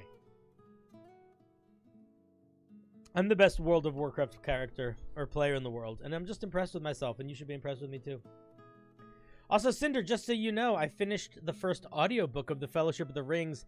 And the flight to the fjord is such a good climax. And listening to it at work is giving me new homebrew ideas. Yes! Very cool. Sometimes books on tape are so much easier to ingest than the book, but sometimes they're not. I think you get really lucky with some of the readers. There's a book series that I was reading, and by reading I mean listening to an audiobook, and it was a book series that was put out in chapters on the internet, so it's not an official audiobook. It's like done by the community. It's a book series called Worm. It's really fun. But I don't like reading it because it's kind of written like it's written by a teenager, because it kind of was written by a teenager. But I like listening to an audiobook style, and after a certain while, the people who are reading it change, and there's some of the recordings is so bad. But Worm is really cool. When I get back from Australia, maybe we'll do a stream that's superhero and superpower themed. We'll just talk about superpower stuff, and I'll show you guys all the cool superhero stuff that you don't even know about. Like Worm. Worm has some of the coolest superpower and superhero exploration of anything ever. Well, not anything, but of superhero stuff. All right, let's get Ren in here. Hello, Ren. Ren? There, let me mute the stream. How's it going, buddy? Good, thank you. I'm really excited to be here, actually. All right, let's see what we're looking at. Yeah. Are we doing Captain America? Are we doing Captain America, my guy? It's like Shield Master subclass. What My do we idea is have? basically I want to have like a Shield Master character, Mm-hmm. which focuses on obviously defense, but also using your shield as a weapon. That I don't think that there's any like subclasses for that. So I had a question because well, Yeah, I'm sure. trying to balance those two things, right? Between defending my allies and attacking with my shield. Um, Actually, at third level, I focused on both. Uh, Between Defender's Arsenal, which only gives you the rules on using your shield as a weapon. Also, as I am your shield, so basically you can give your allies cover while you're Okay. nearby them. Cool. Um, but throughout the subclass, I don't know, like I struggle to find the balance between those two sides, and I don't know if I reached it. You know? Yeah. All right. Well, let me take a look at him. I mean, you're in a good place in that fighters have a lot of subclass features compared to everything else. So you got space to try to sort of do two narratives working together. Let's see how we do. Let's just start at the beginning. Also, I like the inspirational art choices. It's good. It's good like mood. It's good mood boarding. Defender fighters see the shield not only as a tool of defense, but as a weapon on its own right. Defenders are elite vanguards who blend aggressive tactics with stalwart protection, wielding their shields with precision, power, and pride. I think this second sentence should be your opening sentence. I think it's better as an opening sentence. All right. Because it's kind of just reiterating the information in the first sentence, but it's much more poetically written. I would start with this sentence. Whether defecting blows, knocking enemies senseless, or hurling their shields cosmetically. Perfect, solid. If you want feedback on your flavor text, I would say all of your sentences are long, and you should have some short sentences to break up the long ones. But you only have 2 sentences, and both of these 2 sentences just give us information that we need very well. So I don't think you need to change that much, but if you're like, I want to improve everything no matter what, I would say notice how long your sentences are when you're writing and try to break them up. Having a long sentence and then a short sentence and then a long sentence is a lot better than having 3 long sentences because it makes the reader kind of flow a little bit more. And the reason for that is when you do too much of the same thing, whether it's long sentences, short sentences, repeated words too much, your brain stops paying as much attention because it starts to sort of think it knows what's going to happen. We are very pattern recognition focused creatures. So as soon as your brain thinks it knows the pattern, it stops paying as much attention. But if you break the pattern up by like breaking up sentence structure, that sort of thing, it makes it so the subconscious part of the brain has to keep paying attention. And what that translates to is the person who's reading it is more invested, they're more focused, they are wanting to put energy into it as opposed to feeling like they're bored putting energy into it. And it's a very lizard brain thing, but it's a good writing thing to keep in mind in general. Anytime you can avoid monotonous stuff, too much repetition, you're gonna be in a good spot. All right, let's take a look at these features. Defender's Arsenal. You've learned to wield your shield as both a powerful weapon and a steadfast defense. While wielding a shield, wielding a shield is a funny phrase. It rhymes. It's not a big deal, but I think about it. Whoever wield a shield makes me chuckle. Don't worry about it. Just, I have to acknowledge that. You can use it as a martial melee weapon, deals 1d6 bludgeoning or 2d6 with 2 hands. Okay. Versatile and thrown properties, considered a weapon. Additionally, you can throw your shield as a ranged weapon. Immediately if you attack, the shield returns to your hand if you're unable to catch it. Okay, so this 3rd level feature is doing a lot of work to make it so we can wield a shield in a way that is going to feel doable. It is essentially the same as having it's almost like having the shield fighter fighting style. In that, I would argue this is making us more focused in a direction more than it's necessarily making us powerful in a direction. Because what does this do? It allows us to get the benefits of a shield while also doing either 1d6 or 1d8 damage, which is basically the same as being like shield and sword, but with the extra advantage of, without having to put anything down, we can throw it. So we essentially get the benefit of sword and shield plus ranged weapon all in one weapon. That's very cool. Yeah, that's very cool from a flavor perspective. It's not that powerful though. So I'm gonna see what the other feature is, but my first thought is this needs a third level feature, because this is not powerful. This is really, really important, because this is really important to sell the fiction of the subclass, to help the player get to do all the cool Captain America, Vanguard, Reinhardt-y bullshit. Brigitte bullshit. But it's not actually making them better than a different type of fighter. So, all right, like, maybe this is like, so I think I'm gonna keep reading, but my first thought is we need something else at third level that is helping not just make fighting with a shield as good at fighting with a sword, but makes it sometimes better. You know, we need like an advantage, like a charge. Maybe you got a special charge, a knockback, some sort of stun or dazing feature, something. Actually, I have in the following levels, I have some features that I could add to third level and just add another feature. Cool. In later levels. Cool, because this is something that I see in homebrew a lot, where people have a really specific idea of like, I want to make a bare knuckle boxer fighter, or I want to make a rogue that only uses playing cards or something, and they build enough of the mechanics that it works the same as a regular weapon, but they don't build enough to make it more special than a regular weapon. And it needs to be more special, because then some other rogue could just use a regular weapon and be the same as you, but also have a subclass. And you want to be special. We want it to be like, we don't want anybody.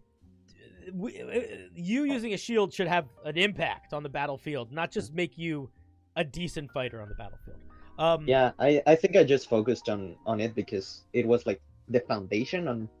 Yeah, no, and it's like, good. It's important. I'm not saying that it's like this is a valuable thing here, but when we're thinking about, like when I think about making a subclass, I almost think about it like I have a certain budget I can spend. And I sort of have two budgets at the same time. One of them is how many words can I put on the page? Because I do think that at a certain point, if the thing's too long, it's not good. So I have like a word spacing budget. And then I also have a power budget. This takes up, from the word spacing budget, this takes up a whole section. So it could look like it's a whole feature. But from a power budget, this is like a ribbon feature. This is not a third level core feature. This is a ribbon feature from a power budget. So you have a lot of power budget to still play with at third level. Let me see what this other one does. I am your shield. You're an expert in protecting your allies. Whenever an ally is within 5 feet of you, they gain the effects of half cover. I think that this is a very interesting one. I genuinely don't know if it's too strong or not. It basically just means everyone within 5 feet of you gets +2 to their AC all the time. Probably okay. It might be the kind of thing where you need to sacrifice some element of your action economy to activate it, like maybe a bonus action or something. I don't know if it's too strong if it's on all the time. I think it's My idea is that. Go ahead. Sorry. No, you go. I was talking a lot. All right. So my idea is that it only applies to your allies. So it's like a passive taunt, in which like enemies doesn't have to attack your allies, they can just attack you. The idea is that it discourages enemies to attacking our allies and focus the fire onto us. I don't know if that is going to be how it feels in play. I think that is true, but I also think that a wizard getting +2 to their AC is not going to discourage the guy from trying to hit the wizard and hit the full plate fighter instead. I think they're still going to try to hit the wizard. The wizard's just going to be a little harder to hit. I think that if you want to discourage, I think if you're trying to discourage things from attacking the allies and attacking you instead, then you want to sort of, I mean, I wouldn't actually do this, but like the Ancestral Guardian Barbarian does a really good version of that. And also a couple fighting maneuvers, fighting style moves do, where you can like intercept things or things like that. I think that this in play is probably going to feel more just like everyone around you gets +2 to their AC and +2 to their dex saves. So I don't know how much it's going to feel like a taunt. If you want it to feel like a taunt, I think it needs a little bit. It might need to be. I might even change the way it's written a little bit to make that feel like that's what it is more. I do think making it something you do is also going to help make it feel more like a taunt, because it's going to remind the dungeon master that it's a thing the player is doing. So they will it'll click in their brain a little bit that it's happening more. Like the player, as a bonus action, I present my shield to my allies, making them much harder to hit and putting myself in harm's way. That is like going to tell, the dungeon master is like, oh, he's using his bonus action to do that, which means he's doing that thing. Okay, I'll do this. So maybe play around with it from that perspective. Let me look at the 7th level. 7th level, get momentum assault and defensive momentum. Your combat thrives on motion and aggression. When you move at least 10 feet in a straight line towards a creature and then make a melee attack with your shield, they have to make a strength save or be pushed or knocked 5 feet per turn. Yeah, I think this could just be a 3rd level feature. For sure, could just be 3rd level. Your footwork fuels your defenses. When you take the dash or disengage action on your turn, you gain temporary hit points equal to your strength modifier plus your proficiency bonus. I like that. That's cool. I think that maybe this needs to not be infinite in use. Maybe. Yeah. You can use it like. I might make it limited to use. Maybe con modifier times per day, or something like that, or proficiency bonus times per day. That sounds about right. But I think it's fine as a 7th level feature. I think that if you move momentum assault down to 3rd, keep this at 7. You could also maybe throw in something that's not combat based, but something that's a little bit more showing you as a protector and defender or whatever from like a just roleplay perspective. Maybe you are better at perception checks. Maybe you are better against, maybe you can't be surprised. Maybe you, maybe when an ally within a certain, maybe, if an ally is charmed or frightened, you can do something to try to ward that off of them. Or maybe you can help allies if they're making like certain types of charisma checks, something like that. Sure. That could fit here for sure. A lot of the time, fighters at 7th level will get a feature that's very sort of ribbon, utility type stuff. That's a big level for that. 10th level, ricochet throw. When you hit a creature with your shield toss, you can make a second attack against any creature within 10 feet of the original target that is also within your reach.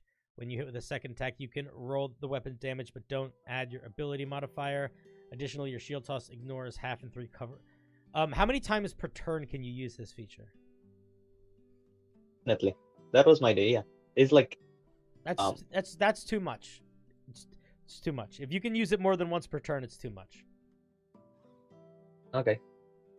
Because as a fighter, you're already getting a shit ton of attacks. So if I use this, this feature as it's written, without every turn now I get 6 attacks basically at level 10 or more 4. or less, but that's too much. Yeah. Like even just from a dice rolling perspective, that's too much.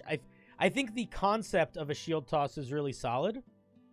I think it's got to be, you got to figure out how to express it in a way that doesn't require this player to roll double dice every turn.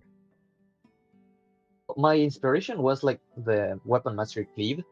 Mm-hmm. It's basically the same wording, but it's like ranged. Which Weapon Mastery? So, from Battle Axis. But Cleave... The same wording? Yeah. Yeah, but it's the same wording, but... Yeah, but it's a lot more powerful because it's ranged, and the thing that it's hitting is within 10 feet of it. Cleave is like only once per turn also. Yeah, Cleave is only once per turn. Right, so maybe just limited to once per turn, right? Yeah, I think that's the move.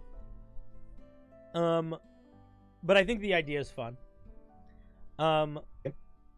I also think this is another opportunity where you could, if you play around with getting some unique offensive things at third level, like a charge mechanic, we could get another one at 10, right? Like, if we're getting this special secondary throw, that's fine, but that's still just a little bit more damage. It's not really a feature.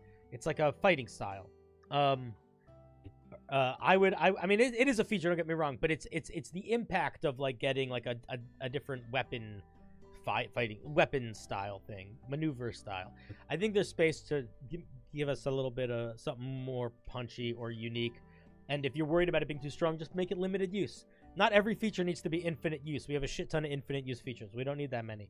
I think it's better to give at least some of them a resource and make them feel like they're doing hectic shit. 15th level parry. When a creature hits an ally within 5 feet of you, you can use your action to parry the attack. I would say don't give us this at 15th level if we are getting I Am Your Shield. It's the same feature. They literally are the same feature. One is creatures within a certain radius of you get +2 to their AC. One of them is, let me rephrase that. One of them is creatures next to you get a bonus to their AC. The other one is creatures next to you get a bonus to their AC. So we don't need two features that do literally the same thing. One does it passively to everyone. One does it action-oriented to one creature better, but it's the same feature. We don't, it's wasting space. Give us something different here. Okay. Or give us something different at third level and keep this. One of the two. Living Bastion. You become a rallying point in the heart of battle. Your shield and presence turning the tide of combat. As a bonus action, you can enter a Bastion stance that lasts 1 minute. When you do, you and all friendly creatures within 20 feet of you gain temporary hit points equal to your fighter level and advantage on saving throws against being frightened. While the stance lasts, you and all friendly creatures within 10 feet of you get +10 to their movement speed and a bonus AC equal to your strength modifier. Once you use this feature, you can't do so again until you finish a long rest. So this is just a Paladin avatar mode. If you want to do that, I don't love doing that for non-Paladins, but it's not the end of the world. The first thing that you're going to want to do is just reorganize how it's written so it's in bullets. Like, you enter it, and it's like, bullet point 1, everybody gains temporary hit points. Bullet point 2, everyone has advantage against being frightened. Bullet point 3, everybody gets bonus to their movement. And bullet point 4, everyone gets bonus to their AC. Also, that's like 4 bullet points. That's too many bullet points. To me, that means that this is too strong. Yeah. So I think you got to pick your poison here. I think give them movement bonus and temporary hit points and advantage on saving throws. I think you drop the AC. I think you could also drop the frightened thing. I think you could just keep the temporary hit points and the movement. That would also be pretty much fine. Okay. Maybe keep the saving throw thing, but I think it's too much. Like, now this is the third feature that we're giving AC to people. We don't need that. You know what I mean? I just realized that. You know, Yeah. I have been like reworking the levels a bunch, so I didn't realize how much times I had given AC to my allies. Yeah, that's okay. That's okay. Okay. So I think you got a little bit of space for wiggle room for building out some sort of different features. I think parry could very easily be switched out for something new. And I think that Living Bastion probably doesn't need the AC bonus. And then I think third level needs a little bit more chonk, right? I want to feel cool. I don't want to have to wait till 7th level or 10th level to feel like I can do cool shit with my shield. I want to be doing cool shit with my shield early. Like, if this person wants to play Captain America, should they have to wait till 10th level before they're throwing and bouncing their shield? I don't know, but it's worth thinking about. Maybe what I can do Mm-hmm. so my idea is move defensive momentum to 3rd level. Your shield, I have to rework it to make it less powerful.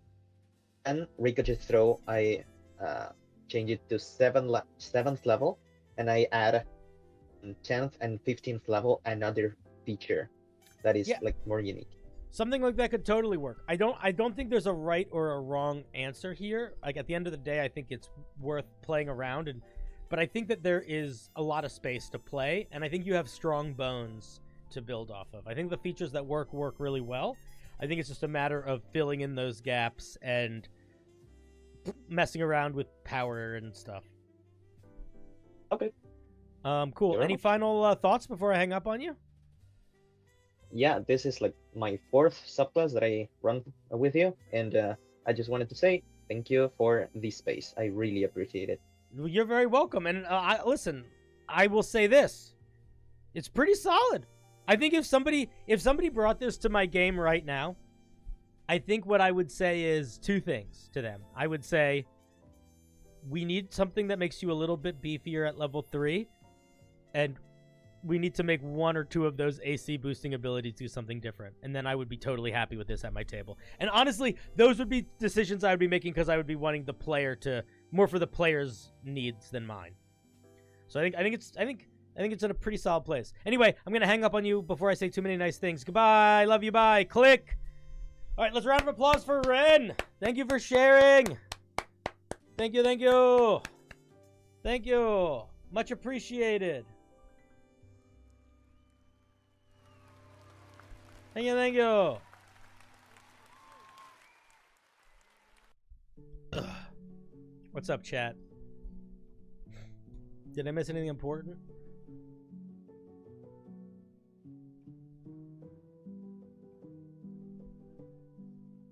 You think we're going to get another fighter? We'll see. Let me see who's next in the queue. Next is Ice Ball.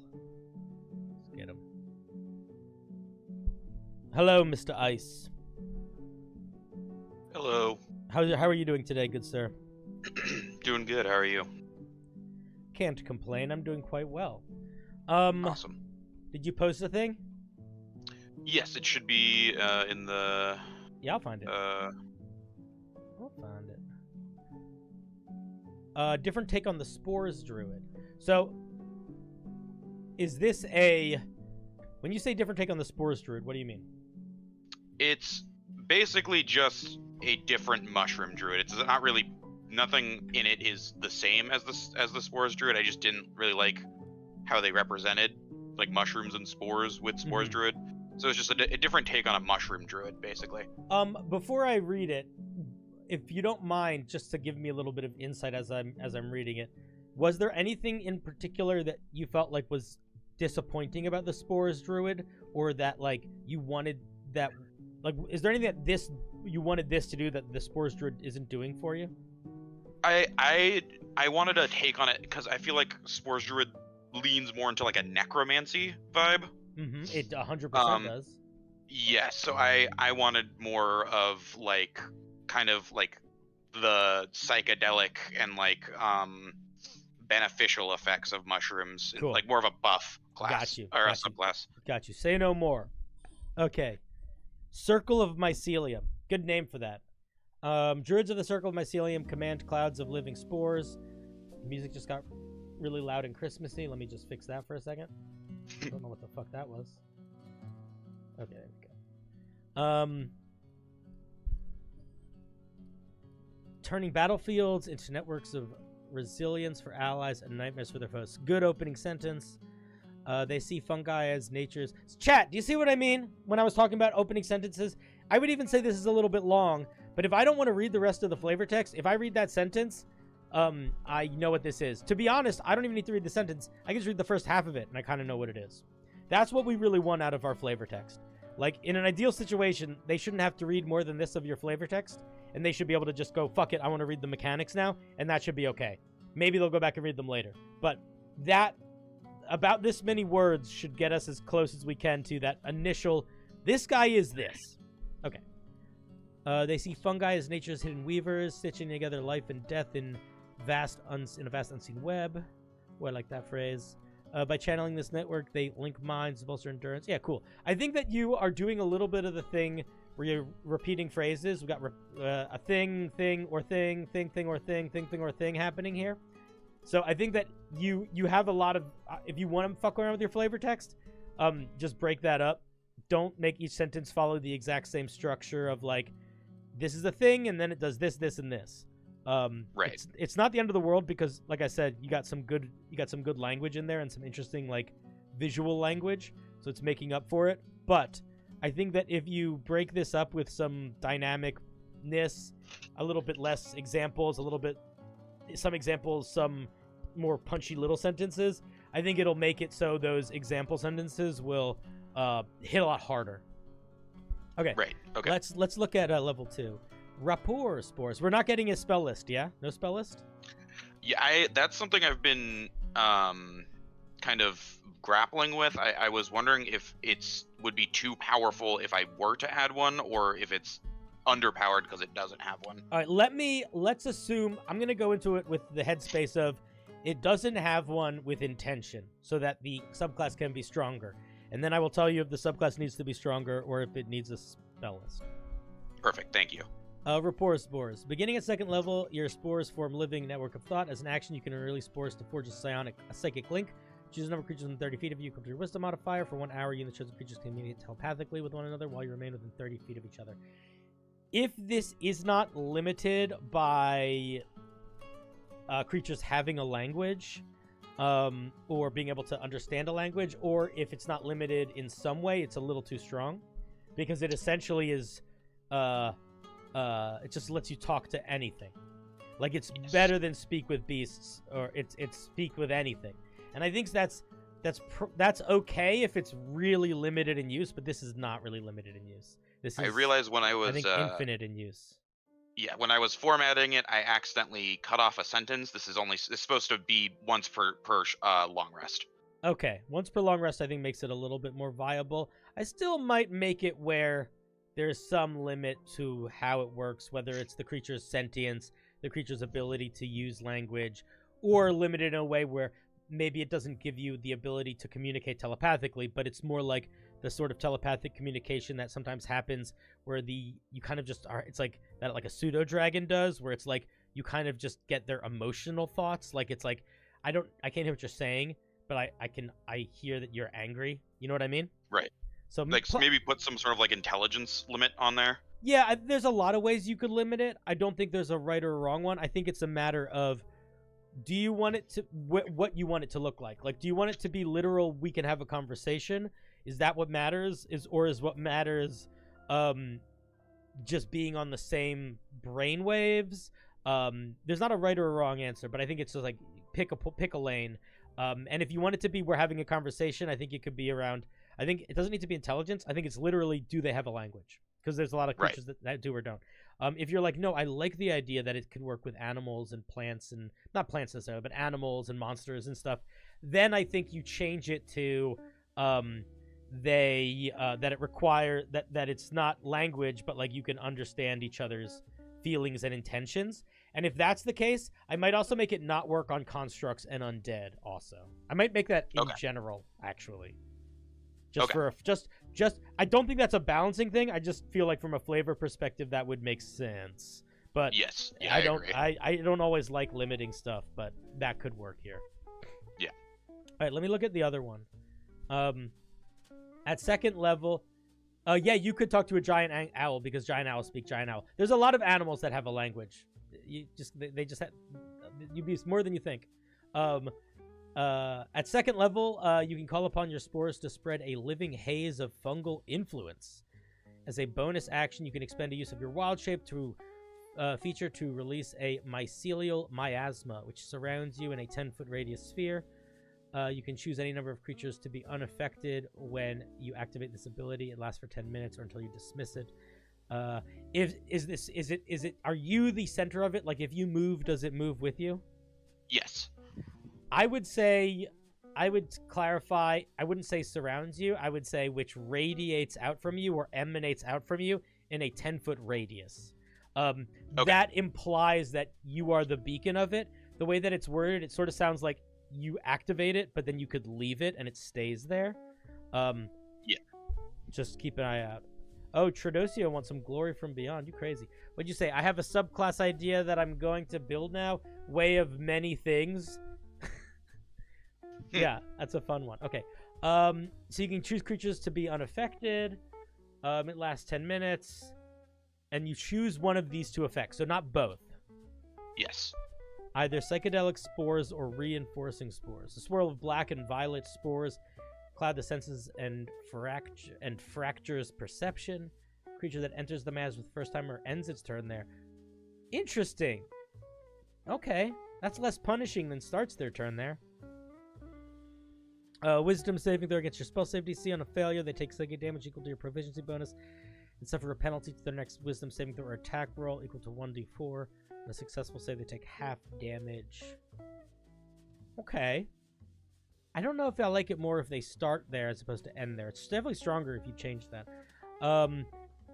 Reinforcing Spores, Golden Haze, reflects, hardens, resolve. When a creature within the miasma makes a saving throw, can roll 1d4 and add the number rolled to the result.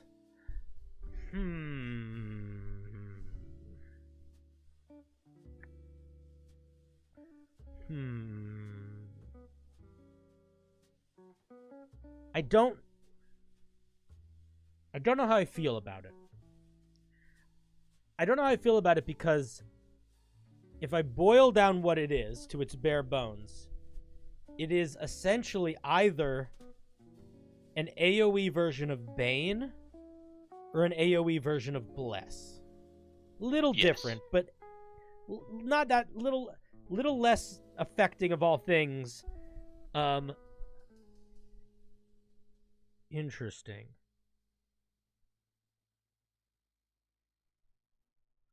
I think it works. It's not the direction I would have gone in to represent, like, spores being beneficial, but I see the logic of it. I've been struggling a little bit. Because I feel like the reinforcing spores are just like worse than the psychedelic spores. Yeah, that's like they're doing a lot less. Lot less. I've been trying to figure out how to like keep them equal, so you're choosing. It's more of a choice. What if it's sort of in the same? What if it's more mimicking the What if it's more mimicking the other ones, where it's you can add 1d4 to an attack roll or a saving throw, whichever one comes first, once per round. Okay. Or something like that. So add on attack roll. That could maybe work to help give it a little bit of extra oomph. And then if that's the case, should I add the wisdom save limit onto both then, or keep every save for the reinforcing spore? I think that's your call. I don't know. It's I don't have a super strong feeling about that. I'm not sure. I do think that if this is starting to affect attack rolls, the die scaling is going to be a little hectic. Yeah. So you might need to figure out how to make that, like, the balance gets a little thrown there, I think. So maybe attack rolls aren't the move. I'm not 100% sure. You also don't want to accidentally fall into it just being like a Twilight cleric, you know? Yeah. Later on, both of these improve, and when you use the D4, or the whatever the die size will be, you gain temporary hit points equal to that. That was kind of if like these the buff are I gave it. improving at higher levels, I might not have the die scale. Okay. I don't. Let's just back pocket that. Don't listen to me if you don't want to. But if it's improving in another way, then the die doesn't need to scale. I don't think.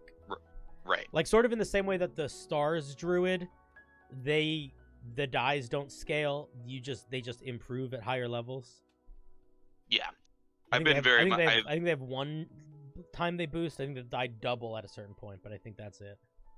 Yeah, I've used stars to guide this subclass, like Stars Druids, the way it's built to guide this subclass a lot. Yeah, I've used it as a reference point. It's a good design one for a reference point. Also, from a power perspective, I think overall this feature is pretty cool. I think it's solid. I genuinely think the thing to play around with though is how do we make reinforcing spores feel like you want to do it.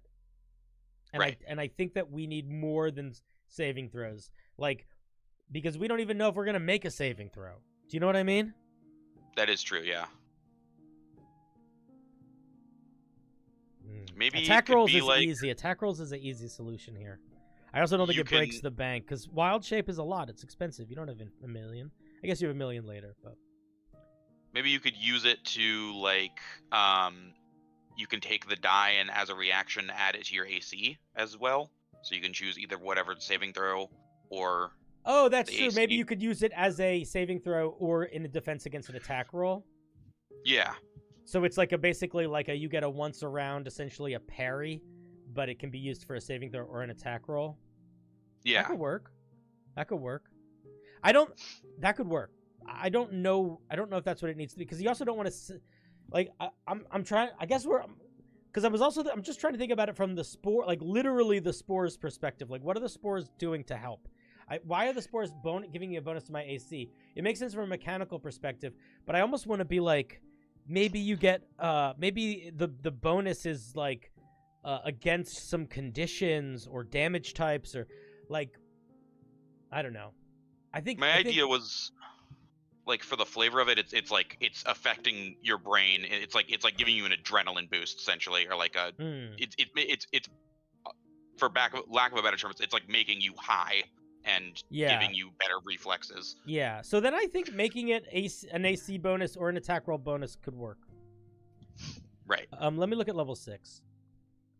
Your body becomes a living node of a greater fungal lattice. Good words again. You can use your wisdom modifier in place of your strength modifier for strength checks and strength saving throws. Interesting. In addition, your fungal growths extend your reach. When you attempt to grapple a creature, you can do so from 10 feet away. Any spell you cast with a range of touch can target a creature within 10 feet of you. Okay. Here is where you are losing me a little bit. Okay. It feels pretty random to suddenly be a grapple strength-based druid at level 6. Right. That feels random. I'm sure the logic is so you can hold people in your spores or whatever, but that's a really roundabout. That's adding a whole lot of flavor that is not tied anywhere in here to make that, to sell that fiction, that I think you could just cast any number of the druid's grappling spells to accomplish. Feels random. I don't understand why we're doing it. I understand it from a flavor perspective of like, your mushrooms are now inside you and giving you strength, but it feels a little random. I mean, if anything, unfortunately, I think the Spores Druid does this a lot better, where I think at 14th level or 10th level, you just get a bunch of features that essentially make you get all the resistances of a mushroom. And I think that you get it pretty late, and I think that makes more sense than this. This feels a little off to me. And then this is also where we are really feeling the impact of not having a spell list, because without a spell list, this feature doesn't feel like it makes any sense. Like, if we had a spell list that had a bunch of touch ranged spells on it, now I'm like, okay, this is tied to something. But like, I don't know. It feels, if anything, it's like, why do I want to be hitting stuff that are 10 feet away from me? I want them to be within 10 feet of me. You know? Yeah. So I think that I'm not sure how I feel about the 6th level feature. I think that if all of these features feel like I think that maybe all of these features work. What is this for 2024 or 2014? My group kind of plays a mix of both, but it's more for 2014, yeah. Okay. Like, this feature makes a shit ton more sense if we don't get rapport spores at level 2. We get martial training and you know, medium armor. Right. Then all these things make sense. But I don't think they make sense if we don't get that. Yeah, my idea was less of an offensive way with the touch spells, more of like a support way, so you could like hit your allies with like a cure wounds from 10 feet away. Yeah, but we have no incentive. But we don't like. But there's no that flavor isn't anywhere outside of your mind. Right. It's not in the page yet. Yeah. And especially because this feature is tied to like a grappling thing, there's a lot. The implication is definitely that this is an offensive feature. And it makes me feel like we are now intended to be a martial druid. And I need more of that at 2nd level. It feels too late to be, because we're still fucking squishy. We have no defense. I guess my intention for it was you were right to basically, if something tries to get close to you, you can hold it 10 feet away of you and lock them down in your spores so they can't. So like the end of the turn effect will always hit them, and then you kind of have some distance between the two if you're melee because you're squishy. So it's kind of a way to stop them. Like more defensively. Is there any way I could So that works if you have that your better? that works if you have your wild shape active. But Right. this feature needs to work when you don't have any wild shapes left. And when you don't have any wild shapes left, there's no way that you can try to grapple something when it's 10 feet away from you. It can just move 5 feet close. You know what I mean? Like, if it has movement left, it's coming next to you. I think, to be honest, I think that you are building with a very specific gameplay loop in mind, and it's taking up too much space in your game design brain. Okay. I think that focusing in on, I am going to activate my wild shape, then use this grapple feature, and then hold them out of range while also using touch spells, that will be a cool thing that will happen, no doubt, in one game or two. But that is a small piece of the pie of this subclass. And there are so many situations that are not that situation that this subclass is going to deal with that it also should be good in. So I think that you're focusing in on one way of using these features too much. Mm-hmm. I would, I think we just need something else at 6th level, or that whole gameplay loop needs to be more tied into what this wild shape is, and this wild shape needs to not do 6 different things. It needs to do the gameplay loop thing that you want it to do. Okay. Because this feature does 1, 2. It does like between 3 and 4 things, depending on how you look at it, already, that are all different things. So we don't need another feature that is only really there to combo it with that. That seems like a lot. Okay. Yeah, and this is making me feel like this thing should have a spell list, too. Because it sounds like a lot of what you want this thing to do requires certain spells to be chosen. And you shouldn't assume that people are going to take those spells. But if you make a spell list, you can put them on that list, and then they just have them. Okay. Let me look at mycelial might. Your miasma grows more versatile. Your psychedelic spores can now target charisma, intelligence saves, in addition to wisdom.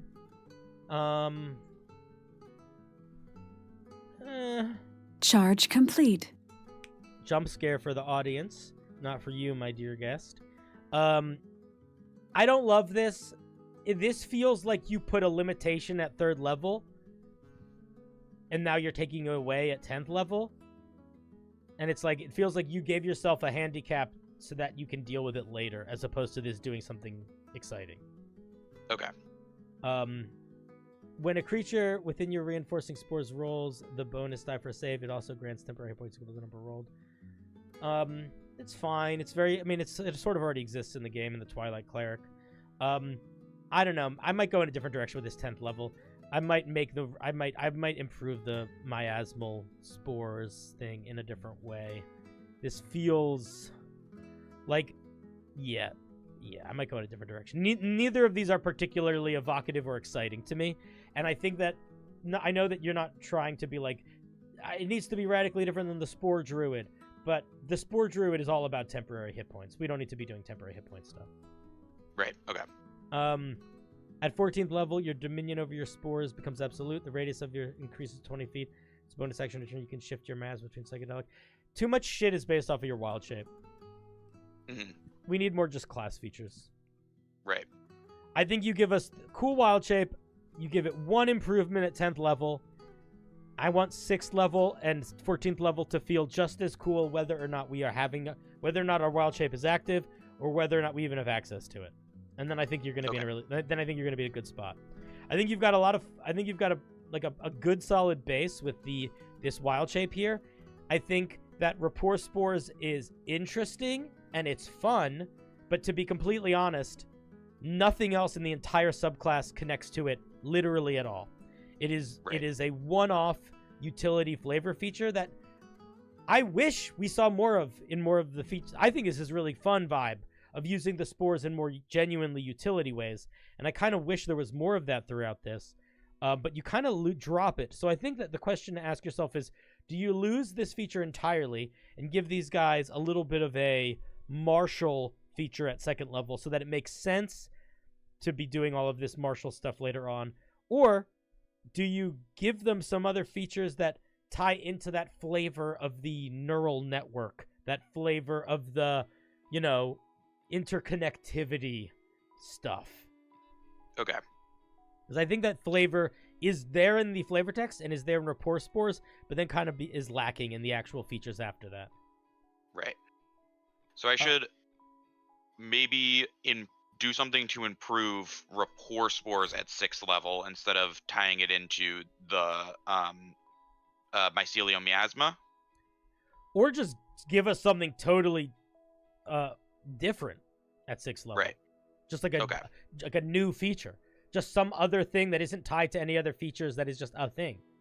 It doesn't need to necessarily... it doesn't need to be this, but it could be your spores make you interconnected to things. You have tremor sense out to 15 feet. Okay. Something else that sells the fiction of you using your spores. It is nice to have features that interlock and that bounce off of each other, but it's important that you don't do that too much. Otherwise, your whole homebrew becomes one thing. And think about how long somebody plays a subclass. If somebody, assuming that they start at level 1, how fucking long does it take for them to get to level 6? At least a couple months, right? If they're playing once a week and they're leveling up every 2 sessions, which is more common than I think most people do, they're not getting to level 6 for 2 months. So we want to make sure that by level 6 even, we have a little bit of diversity in subclass vibes. And I think that Rapport Spores is doing a lot of work here for that already. But I think that in general, when you're building things, it's important to throw in the features that don't just build on what we have, but help branch it out so that you can feel... You want your character to be able... Ideally, you want your character to be able to feel like their subclass in a variety of circumstances, in most circumstances, whether it's combat or non-combat, Yeah. And so, this could definitely benefit from a spellcasting list as well, then. Yeah, spellcasting list is going to be good. I don't think it's too powerful for a spellcasting list. Okay. And then I think play around with tweaking the miasma a bit, but the biggest thing I would say is, especially if you like Rapport Spores, fuck around with level 6 and level 10. Okay. Not level 10, excuse me. Fuck around with level 6 and level 14 is what I meant. Those are the ones. Okay. And in terms of, and maybe even take part of level 14 and put that in level 10 if you still like that for improving the miasma. But I think try to truncate miasma improvement to level 10 feature and let level 6 and level 14 be holistically just new features. Okay. So just make the only miasma buff level 10 and make new features for 6 and 14 and then add a spell list. Yeah, and the way that I would approach level 6 and 14 would be, what else could I give this thing to really make it feel awesomely like you connect to spores and the fungal network, and sort of start from that fiction. So that's kind of why I said tremor sense, because that's sort of like your interconnectivity. But maybe it's other forms of awareness or divination type things, or abilities to have maybe you just become immune to blindness because you can just see out of the ground because you're looking, maybe it's I don't know, these all sorts of weird stuff you could do, or or maybe the ability to improve certain types of checks because you can send out spores that make creatures more docile or more hostile or something like that, you could fuck around with it in that sort of way too. Yeah, I like those a lot. It's fun, though. I like it. And I think that the flavor is very solid. And I think that for trying to build a druid, I think this is a good example of you have a really strong directional goal of, I want it to be like a spores druid, but the opposite of necromancer. And I think you're accomplishing that already. So now it's just a matter of how to accomplish that as powerfully as possible for whoever wants to use it. Okay. Do you have any questions, concerns, yearnings, aspirations? I think I got exactly what I wanted. I really appreciate the feedback. I got a lot to work on now. Sweet. It's a fun one, dude. Normally, when I see someone redo a subclass that already exists, they just don't change it and make it better or make it more complicated. And this is not doing either of those things. So by that merit alone, you should give yourself a high five because you gave yourself a challenge and you've overcome, I think, the hardest part of it, which is making it feel distinct amongst something that has a very similar road that it walks. I appreciate that. Thank you. All right, I'm going to hang up on you now before I say anything else too nice. Love you, bye. Click. Let's give a little round of applause for our dear Ice. Thank you, thank you. What's up, Wall Lord? What's up, Mr. Joey Murphy? How's everybody doing, Zipknot? How's everybody feeling tonight? You doing good?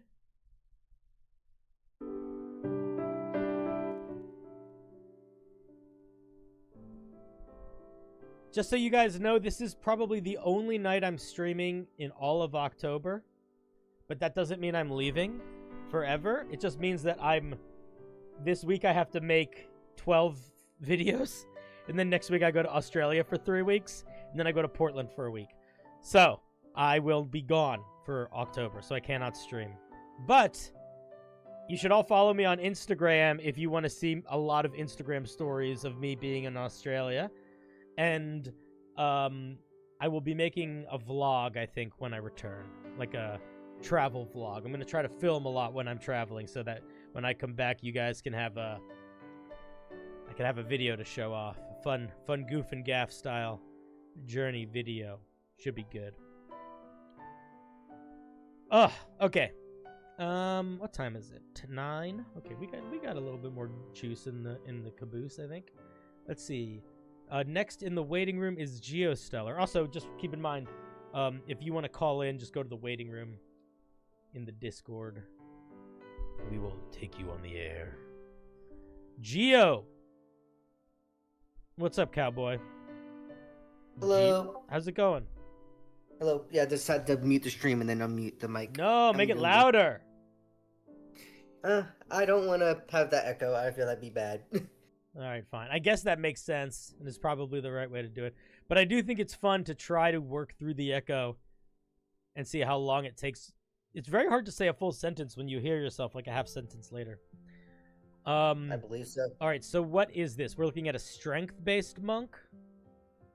Kinda not. So it's still wisdom, but so you know the classic bit of someone gaining super strength suddenly, and then like the next day they're kind of breaking everything. They can't control their strength. They're like, or Superman having to control himself so much because he's so much more powerful. He can break everything around him so easily. Yes. I felt like that kind of vibe was very monk-like, being like exerting that constant control over yourself and the might that you can output. Mm-hmm. And I feel like we don't really have a classical kind of super strength feeling subclass yet, because like a lot of stuff that lets you like lift higher more stuff is either racial or it makes you or you physically grow bigger to lift that much bigger, but like that's not exactly the same fantasy, you know? I do, yeah. All right, let's take So a I look. wanted to pick something that plays into that. Cool. I'm very curious. Morally Monochrome says, question. How do you determine the size and amount of damage dice an ability should deal? I think if it's like it kind of depends. I think the size of the dice, and Geo, if chime in if you feel the need to. I think the size of the dice is almost a flavor thing.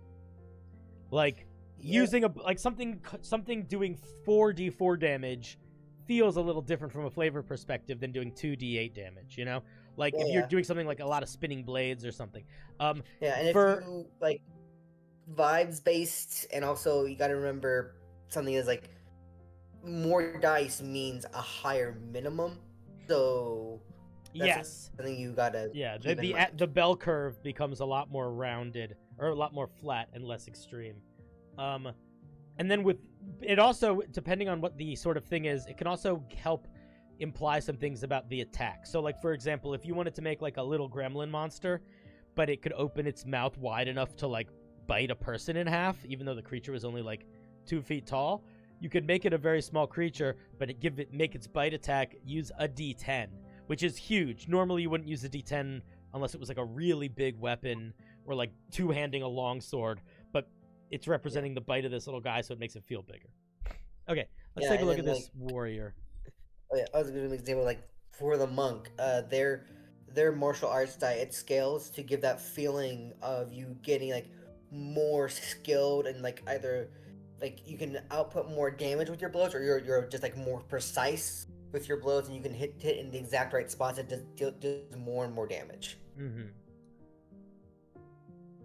Warriors of the Typhoon contain the destructive might of storms and giants within themselves, always exercising utmost control to not decimate their surroundings. Turn this into 2 sentences and it will work better.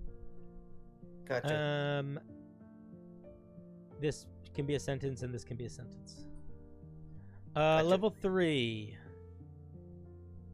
We get Titan Strength. Through discipline and control, you have aligned your inner energies. You count as large for determining creatures and objects you can lift, push, pull, grapple, and you gain proficiency in athletics. Is this for 2024 or 2014 rules? 2024. That's why it's warrior instead of way. Cool. If you're also a proficient in athletics already, you gain another monk skill of your choice. You can add your wisdom modifier to any athletics check you make.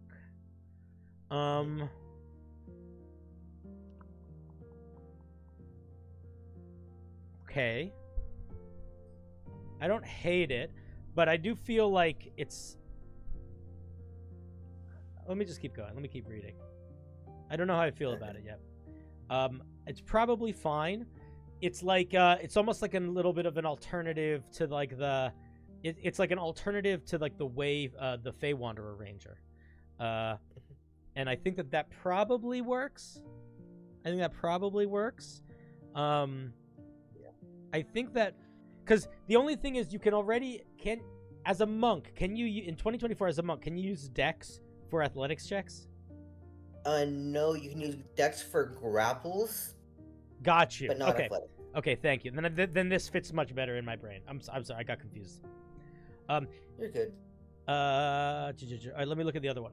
Storm's Throw. Yeah, the formatting in this is a little wonky. Sorry. No, it's fine. You can turn any part of the terrain into a weapon and imbue it with the force of Maelstrom. Wait, let me read that sentence again. Your alignment to the storm allows you to turn any part of the terrain into a weapon. Yeah, just change this sentence so it's more clear what is happening. This is confusing. Gotcha. Does that mean like you are lifting earth out of the ground and it transforms into a weapon in your hand? Like, I'm not exactly sure what that means. Okay. Or like picking up a rock. Like, what is? I don't know what it means to turn a part of the terrain into a weapon. So I think you just need to clarify. Basically, you're like reaching down and tearing a little piece of the earth or whatever you're on up and throwing it or using it as a weapon. All right, I think you need to clarify what that means, and also ask yourself what's the difference between that and an improvised weapon. Gotcha. And if there isn't, just simplify it in that way. Immediately before you attack, part of the attack, immediately before you take the attack action, I'm assuming is what you mean there? You can rip up a tiny piece of terrain, creating an improvised weapon. Oh, you have it all here. Yeah, this flavor text is just confusing me. It's better if just don't cut the flavor text out. Gotcha. Because you explain it here. With a melee range of 5 feet and a thrown range of 30-60. On it deals lightning damage into martial arts die. Feels very random. Oh, it's storm giant stuff. Okay, I get maybe it feels a little less random. Once per turn, you can spend 1 focus point instead to tear a larger chunk out of the ground. Okay, so here's the problem that we're getting into right now, is that you're just making you're very roundaboutly making a Sun Soul monk. Oh. So a Sun Soul monk at 3rd level gets ranged martial arts. This is not getting that exactly, but it's getting a little bit of it. It's getting a lightning version instead of a radiant version. And then at 6th level, they get a ranged AoE. And we're just getting that ranged AoE immediately at 3rd level, too. But both of this core feature is basically just Sun Soul Monk 3rd and 6th level features. So I feel like that doesn't work. I feel like that means this needs a little bit more of a focused design. I don't think the idea of you like picking up a chunk of ground and charging it electrically and throwing it is the move here. I don't think it's working. Gotcha. Or if you like it from a flavor perspective, it's just got to not be so similar to Sun Soul. In that Sun Soul is you get ranged attacks that you can use monk stuff for, and you get an AoE that you can use monk stuff for. Because that's basically what's going on here. Okay, yeah. Let me look Yeah, at that's just like the strength part of this, like carrying stuff out of the ground and throwing. I felt that felt like played into the. So I think strength that a bit. that could work, but then I think you need to make what they do different. Like, don't just make it a Gotcha. ranged attack, because don't just make it a ranged attack, and then don't just make it a ranged AoE damage attack. They have to have different outcomes. So maybe instead of dealing damage, it knocks creatures prone, it dazes them, whatever. But it needs to do something different than the things that already exist. Gotcha. I mean, it doesn't have to, but I feel like it should. I think it will help sell the fiction of it more. Also, I think you're getting, I think the lightning damage, the lightning and thunder damage is a lot more flavorful than the quote unquote strength of picking something up off the ground. Like, I feel like that flavor is the most confusing part of this. And I think that's supposed to be a more important part of it. Gotcha. Let me see what we get at 6th level. Through further meditation and alignment, you have acquired Storm Giant's Gift of Foresight. You can see brief glimpses into the future. Once per turn, you can use your Deflect Attacks feature without expending a reaction. You can use this feature a number of times equal to your Wisdom modifier and gain all uses upon finishing a short rest. That's interesting. I'd probably make it long rest, not short rest. Okay. But Yeah, I don't actually know if that matters. That's nitpicky. Yeah. I think a free deflect attacks is cool. I don't know if it feels like foresight to me, but it's definitely a fun, cool feature. I also don't know how often it's gonna come up, which might be worth thinking about too. Yeah, I mean, hopefully, it might come up. What do you mean by not coming up? Like, how often are you deflecting more than one attack per round, or deflecting attack and then needing to use your reaction to do something else? Yeah, I mean, it's going to come up some often, but this isn't changing your deflect attack. It's just making it so you still have a reaction afterwards. What are you doing with that other reaction? Like, how often are you getting something out of that other reaction? I don't know. I don't know if you're getting something out of it that much. Yeah, but I kind of see it as like, especially when you're getting into higher levels, when multi-attack is like more common, it'll be a lot like more useful. Yeah, it could be. I just want to make sure it feels really good at 6th level, because that's the level we're getting it at. Yeah. And then and I'm also like, I think that, yeah, I mean, listen, if you like it, I'm not going to tell you not to keep it. I'm not sure. It feels I just don't know how actually impactful it's going to be. I think it's one of those things where I'm aside from not knowing how actually impactful it's going to be, maybe it'll be really impactful. I'm not sure how much getting a free second reaction is foresight, in my opinion, or captures that sort of clairvoyance element of storm giants, or cloud giants. But yeah, those are my thoughts on it. Yeah. Let me look at 11th level. Through This your is a lot. All right. It's a big thing. Yeah. Through your practice of constant control, you can now unleash your full strength when needed, and push yourself beyond those limits for a brief time without hurting yourself or others. You count as huge for determining what you can lift, carry, or grapple. I don't know how much that's gonna come up. Honestly, huge might be something I wait till later. Huge could be much higher than level 11. Huge is like, Okay. I think that's a little too low, early to get that. Okay. Bonus action. You can expend 4 key points to unleash your full strength for 1 minute.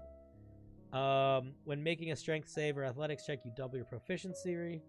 When you hit with an unarmed strike, you just deal extra damage on every attack. Fuck me. Everything becomes lightning bolts. The amount of material you can rip from the ground increased to a 15-foot cube. The radius of the effect is increased to 30 feet. Yeah. What is... Do you want this to be like an avatar state, Monk? Or do you just... Or is that the goal here? Kind of, the goal here is kind of the feeling of like you've been holding back, like unleashing that, like being able to like unleash your, like for a bit, unleash the full strength that you've been holding back. You'd even go a bit beyond that. That's the This idea. feels just like a capstone feature. It doesn't feel like an 11th Right. level feature. Right. I felt like it might be that, but also it's just like it's that kind of feeling that I kind of wanted some players to reasonably be able to get to, instead of it just being capstone, like a really cool cool moment for the subclass. Then I think you got because here's I'm gonna push you a little bit here. Okay. This feature gives us 1, 2, 3, 4 things. And I would argue that these 4 things together do a pretty good job of showing sort of the intended vibe of the subclass. Okay. Like, pretty well, right? Like, it's these 4 things are sort of like all, like the whole subclass's vibe in a feature, in my opinion. Okay. That's too much for a feature.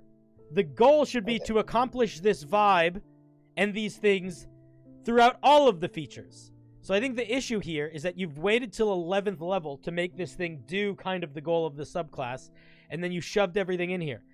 These features we can do all of these things. You can give us all of these things in some way or another, and we should be getting them in bits and pieces throughout 3rd level and 6th level and 11th level. We shouldn't wait till 11th level to get all of them. That's how I think you make this work. This is like, because a lot of this is basically just doing what these other things do, but actually doing it more. Right. So I would just take the ideas from these and use that to inspire how you twist and change the 3rd and 6th level features. Or this needs to be a capstone feature. Okay. Yeah, I can certainly see myself changing stuff around and getting to be more clear, because it... Yeah. And then we have Visions of Stormwind. Let's see. You can spend an hour in deep meditation to be part of a short or long rest.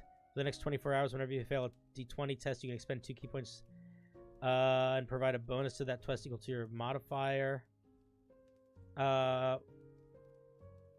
When you are benefiting from your Release the Gale feature, you can gain a bonus without expending your key points. You can just do it for free while doing the Gale stuff. You have such a wild, evocative 11th level feature and such a flat capstone. This capstone is not interesting, my friend. Look how cool and interesting you made this 11th level feature. You packed all of the flavor into this feature. This is just, you get a little, like, we're a monk, dude. We already get proficiency in all our saving throws. We don't need a little bit extra in our saving throws. That's fine. We don't need that. And I'm going to be honest, I read this. I have no idea what it means. I don't remember what Release the Gale means. I don't... Gotcha. Like, I've gotten to this point and I'm like, what the fuck is this? This is homework to go... I have to do homework to figure out what this feature does. So if I were you, I think the main feedback that I have is I think you got to focus your flavor a little bit. I think that you need to pick a lane. Is this Storm Giant or is this Super Strength Monk? And if it's Storm Giant, it can definitely have an element of strength. But if it's Super Strength, there's way too much fucking Storm Giant.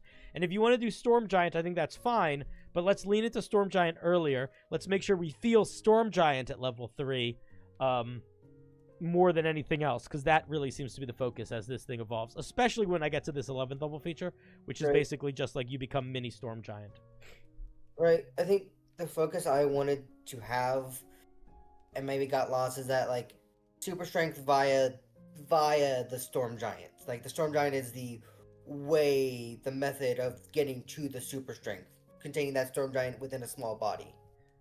Yeah. Like, that's the thing I wanted to feel, and it probably got lost in the way, is because I feel like just doing Super Strength on its own, might have just been me, but it didn't feel I like think super, I think where like, I think where you lose it. I think where you lose it is your decision to build this core subclass around picking things up and throwing them. That's Gotcha. that's not Storm Giant. Nothing in the idea of I rip something out of the ground and throw it feels Storm Giant to me. I throw a lightning bolt feels Storm Giant. I pick up something out of the ground and throw it feels like giant in general. But Storm Giant is the one that it doesn't feel like. That's Hill Giant, if anything. Maybe Stone Giant. But Cloud Giants and Storm Giants like live in the sky and shoot lightning. They don't pick up things off the ground and throw them. Okay. And I think that flavor is way too much for what essentially amounts to you deal a little bit of ranged lightning damage. You know? Okay. Yeah. So So- I think I can certainly spread out the 11th level. I think focusing more on that idea of like super strength via the Storm Giant is something that I want to focus on more because I feel like that's a way to get to it without just being generic strong guy, which is not the feel I want.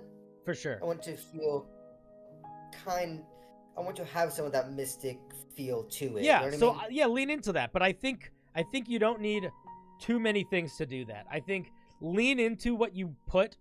Like, I would almost take the 11th level feature and use that as like a roadmap. Like, all of these things are cool. How can you get all of these features in here? And some of them can be at this level, by the way, but all of them shouldn't be. And see Okay. where they can fit into other spaces. Okay. Let's see that. I think overall the flavor comes through really strong for Storm Giant in the second half. Once we get past the throwing things. And I think that's Gotcha. why I'm kind of like leaning into this. As much as I feel like in its current level, the 11th level feature is doing way too much, I think it's doing everything that it's doing is doing in the right direction. So I would say use that as your guiding map if you want to tweak any of the earlier level features. And then Okay. it can start to feel like it's a Storm Giant monk a little bit earlier too, as opposed to like waiting for that unleash the fury at till 11th level. By 11th level, it will just they will have been releasing the fury for a while. Now they'll just be releasing it more powerfully or in ways that does Gotcha. extra stuff. You know? Yeah. I can see like doing like kind of like the mini transformation thing at 3rd level and like do like and then it improves later at 11th. Yeah, Kinda that like- literally could be that. 100% you could do that. You could Okay. that would totally work. You don't have to do that either, but that would totally work. Okay, yeah. I Yeah, would say just make sure that if you are going to be putting the transformation feature at 3rd level, don't lock everything behind it. Give us something that is just always on. And then Yeah, also I think- don't tie the 6th level to it either. Yeah, I Make was a gonna separate its own have. thing. If I was gonna do that, I think I was gonna keep, you count as like a size larger as like the baseline. If that's gonna be always on, and like the bonus to athletics is always gonna be on. I think that makes a lot of sense. I think both of those are good ideas. Yeah. Cool, man. And, Any other thoughts, feelings, concerns, questions? how better do you think I could? You think I should lean into some of like when reworking stuff, like lean into like six and the capstone, doing more of that foresight stuff? I know we had a discussion about this, how like divination is kind of it depends on what you want. I think the other thing that you could do is, because to be honest, divination is actually more cloud giant than storm giant. Storm giants are really storm. So the other thing that you could do is you could lean into like some storm stuff. Like maybe you can spend some amount of key points to cast Thunder Step or something like that. You know, like okay. there could be you could do that kind of vibe too. Lean into the vibe of like take a cue from the Storm Cleric or the Tempest Cleric or the Storm Sorcerer. If you want to lean into the more like storm vibe of those guys, because they are less spiritual magic and more warlord magic than the Cloud Giants are really the tricksy divination ones. Okay. But also, who cares? Do whatever you want.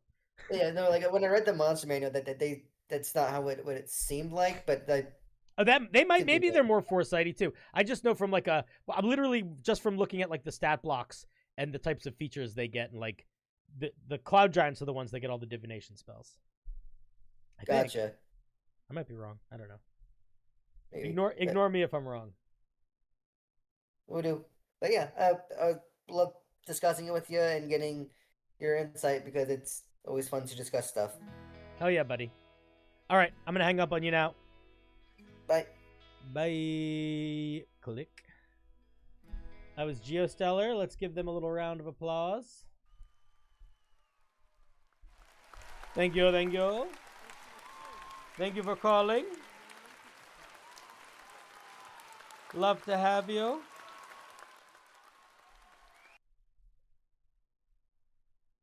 Oh, where'd the music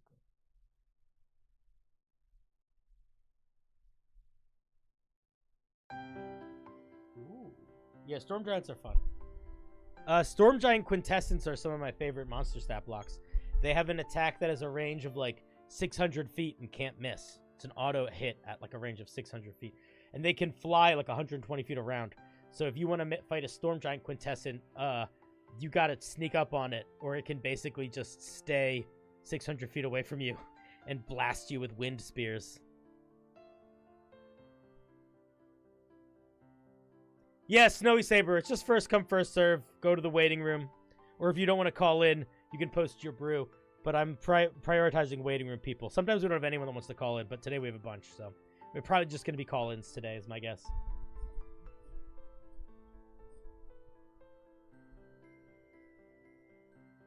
Yeah, just snipes from space for sure. Alright, let's get Ginjiro in here. Hello! Hello. How are you doing? Oh, quite alright. Just had some yummy, delicious food. Ooh, I love yummy, delicious food. That's like my favorite kind of food. Oh, that's the best food. Did you post something? Let me see if I can find it. Should be there. Yeah, I found it. You can choose Okay. either version, the 2014 or 2024. Let's do the 2014. I'm more familiar with 2014. I can be more applicable with my insights. Is it easier? It's easier. I'm just gonna make this a little smaller. Okay. There we go. Avarice domain. So what's the goal here? What is this thing supposed to be? So the goal was sort of one of the things I noticed when playing through Baldur's Gate is I wanted to be a follower of Tiamat and stuff like that, but I'm like, what are Tiamat's domains? And I looked it up, and it's like all it is trickery. And I'm like, trickery is kind of boring, and that's it. So I did a lot of research, and I found out there was an old like avarice/greed domain way back in like I think like 2nd or 3rd edition or something. And so I kind of wanted to use some of that, but also sort of create a face cleric. Because clerics kind of cover like a wide range of groups. You have like the melee cleric, you have the caster cleric, you have the intelligence-based cleric, like with knowledge sure. and arcane. Mm-hmm. So I thought maybe trying to focus on sort of like a face for as a cleric subclass. Word. Now let's take a look. I'll make it bigger, and I'll move myself over here. Sorry, chat. You're gonna be harder to read for a bit. You'll get easier to read, but still harder to read. All right, let's see. Avarice is powerful, and mortals aren't the only ones susceptible to it. I would say that this is not an opening sentence to a flavor. This doesn't tell me anything about this cleric. Clerics of avarice embrace their covetous nature, harnessing it to achieve their goals. This is your opening sentence, this second one. All right. Gods of avarice can include blah, blah, blah. Okay. Let's see what we get. Starting at first level, you gain proficiency in 2 of the following. In addition, whenever you make a charisma check, you gain a bonus to the check equal to your wisdom. This is almost word for word the same as the Fey Wanderer. But they get this for so are you familiar with the Fey Wanderer Ranger? Yes, that's actually what it's based off of. Yeah. Why did you decide to give 2 skills instead of 1? 2 skills because, like I said, I was going for like the face value, and you can choose sort of what area of greed you're going with, either deception and intimidation, performance and persuasion, or something along those lines. All right, I might change it to 1. Getting 2 skills 1? and this feels like a lot because you're still adding your wisdom modifier to any of those wisdom, like you're still, all of those checks are still better because you're still adding your wisdom modifier to all of them. So I don't know if we need double skills and wisdom modifier to all charisma.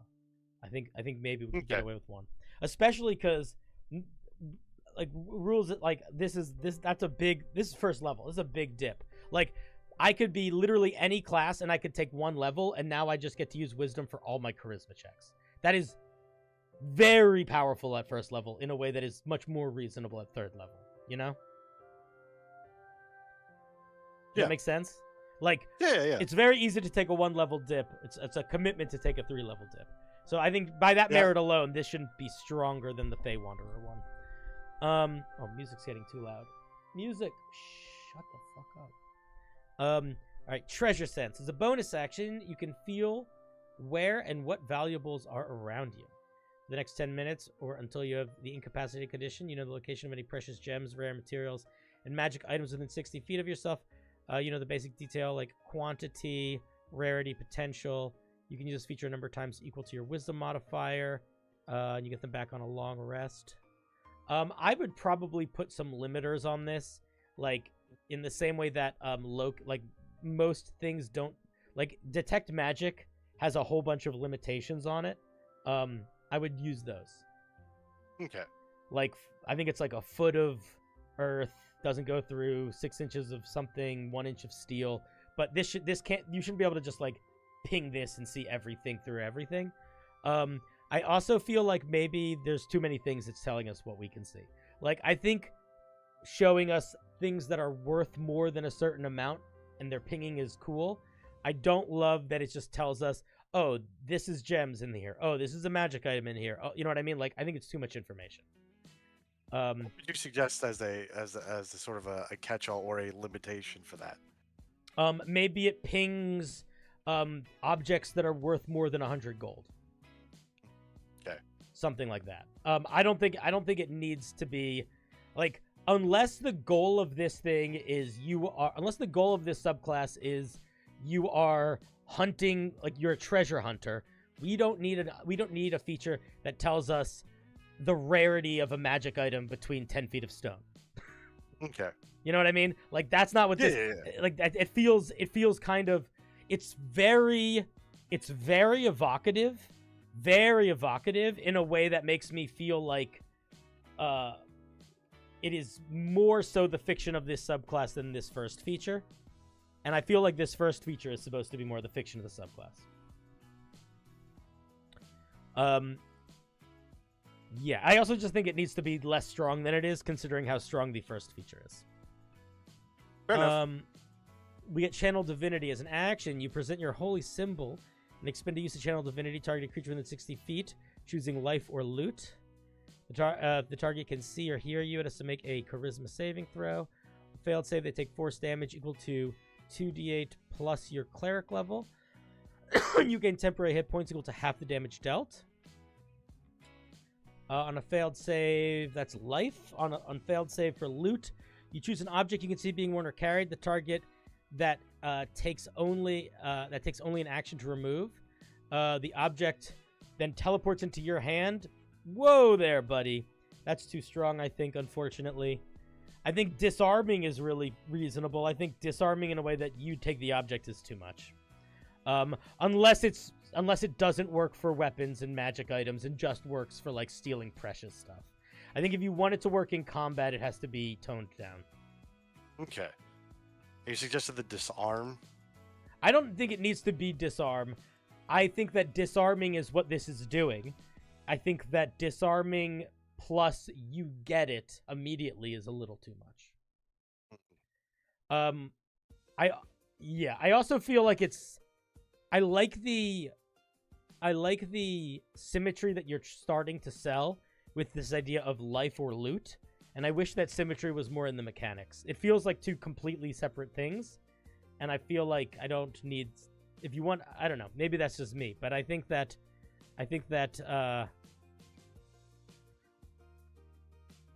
Yeah, I don't know. I don't like I don't like the symmetry in the names, but not in the features. I think the question you have to ask yourself is, what do you want the point of the loot feature to be? What, like, if you're not thinking about it from a flavor perspective, from a mechanics perspective, what's your intended purpose? Well, the intended purpose was to get an item that you otherwise wouldn't have. You know, greed, get something you want from someone else. Mm-hmm. So how reasonable is that feature to have So how do you make that feature reasonable? I think that's the question to ask yourself. What should be the limitations on that? I think there probably needs to be more limitations than there are. I'm not exactly sure what they should be, but I think that is where it should be. I mean, I think a way to make it much more reasonable would to have it be something that is not being worn or carried. It's an object that you see.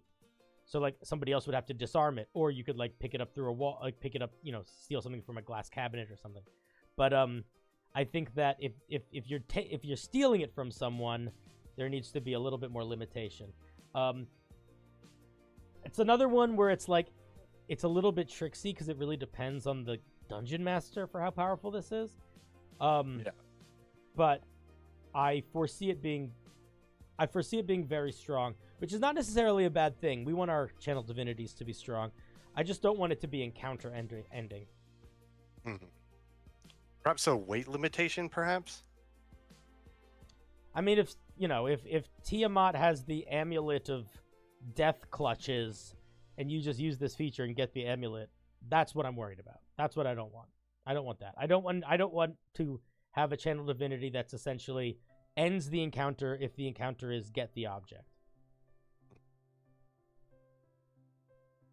All right. So that's why I think maybe not magic items, maybe some other limitation. I'm not exactly sure what. I also think that I also feel like it sort of feels like a waste for it not to somehow link to Treasure Sense. And I don't know how I would do that exactly, but they feel like they so obviously should be able to support each other, and they kind of don't link at all right now.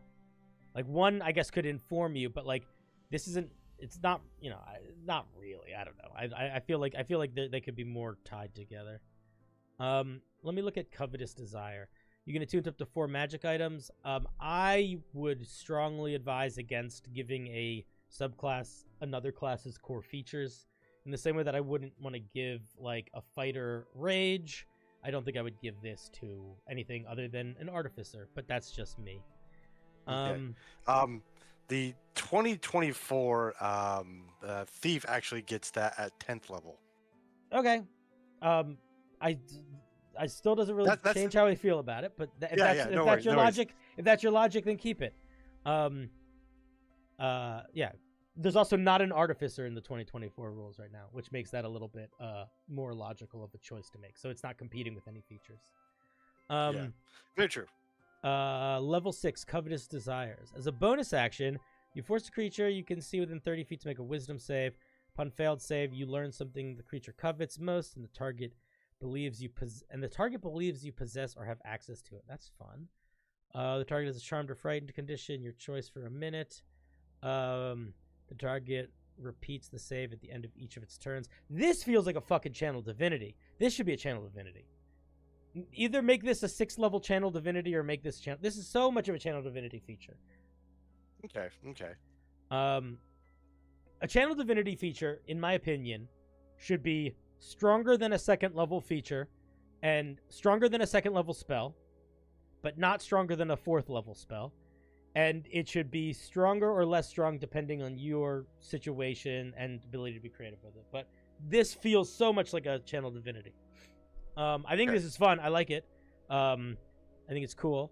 Yeah, I like it. I don't really have notes. Mostly I think it's fun. I think this feels interesting. It's going to be really chaos-inducing. I like it. Yeah, that one was very fun coming up with. Yeah, this is the selling point. This is the best feature, in my opinion, so far. Mm-hmm. Potent spellcasting. Seize the world. Whenever you cast Bigby's hand is on the list. Oh, that's for this subclass? Yeah. Oh, dude, that's so weird. Okay. We talked. Okay, so we got into a whole conversation about this capstone. Yeah. In the Discord, and basically it's a special casting of Bigby's hand or arcane hand. You can either make it last an hour, or you can make 2 hands, or you can make it not require concentration. You can do that once per day. I love that. That does. I'm telling you from the bottom of my heart, I genuinely love this. I think it's a great capstone. I don't think it needs to change. I don't think it's the capstone to this subclass, man. It's so different than what this subclass is. It's so different. It's so... That fits on like a telekinesis or a combat like that. This... Because Bigby's hand is... as the flavor of Bigby's hand is maybe, oh, you can pick more stuff up, but that's really not what Bigby's hand does. Like, Bigby's hand hits stuff, carries people, and makes walls. It's like combat utility. I don't know how to feel, because I really like this 17th level feature, but it's not this subclass's 17th level feature. It's really not. Maybe, like I said, if you think it is, keep it. But it's like, yeah, it's Mage Hand. It's basically like Super Mage Hand on drugs. But like, there's nothing, every single thing about this subclass so far is you are either manipulating people by being silver-tongued, or you're manipulating them by moving, like teleporting loot and shit around, or sensing where the loot is. You know, it's like, it's very literal loot oriented. It's all loot oriented or manipulation oriented, which I think work really well. But this capstone isn't either of those. And it's so flavorful of a capstone. Like, it's so fun that we need to build up to it. It's too random. It feels fucking random here. And it feels like you've been playing an Avernus. It feels like I'm playing a Cleric of Greed, and then at 17th level, as in thanks for how much I've done towards my God has bestowed upon me a gift to thank me for all of the greed that I have spread out to the world, and that gift is a rocket launcher. That's what that is. It doesn't feel like a capstone of the subclass. It feels like a random explosive device that I got.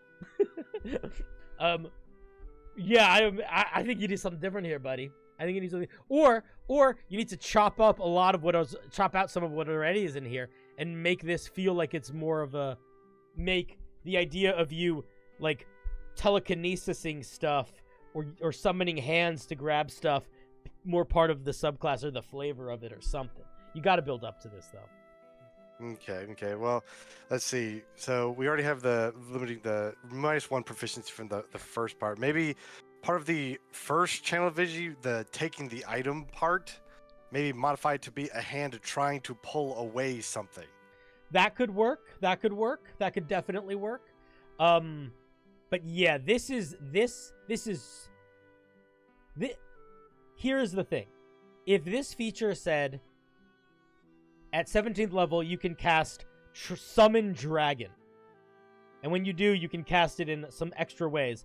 That, to me, would make as much sense right now as this does. Which is why it's like, it's cool, but we need it to make sense. I don't want to be able to switch it out for something else. So yeah, maybe having the hands, maybe having these features be more like magical grabbing, something, maybe being able to pickpocket people with your wisdom. I don't know. Play around with that, but that's what I think if you really want to keep this 17th level feature, we got to build up to it. Okay. No, I definitely do want to keep it because I love it. Yeah, it's awesome. It's really cool. I totally get wanting to keep it. I think it's just the direction that you have taken this subclass in the earlier levels is a very solid direction. We need a little bit less of the treasure hunting or less of the treasure loot getting, and more of the weird magical hands that maybe we can use to get treasure and loot. But we need weird magical hands to get to giant magical hands. Yeah. I just want to try and the only problem with that, because I have considered that before, getting like mage hands. Like, I just don't want to step on the toes of the Arcane Trickster, because his whole thing is mage hand. So I don't want to step on those toes. Oh yeah, for sure. And then but I'm gonna be devil's advocate a little bit here, but that is sort of what you're doing.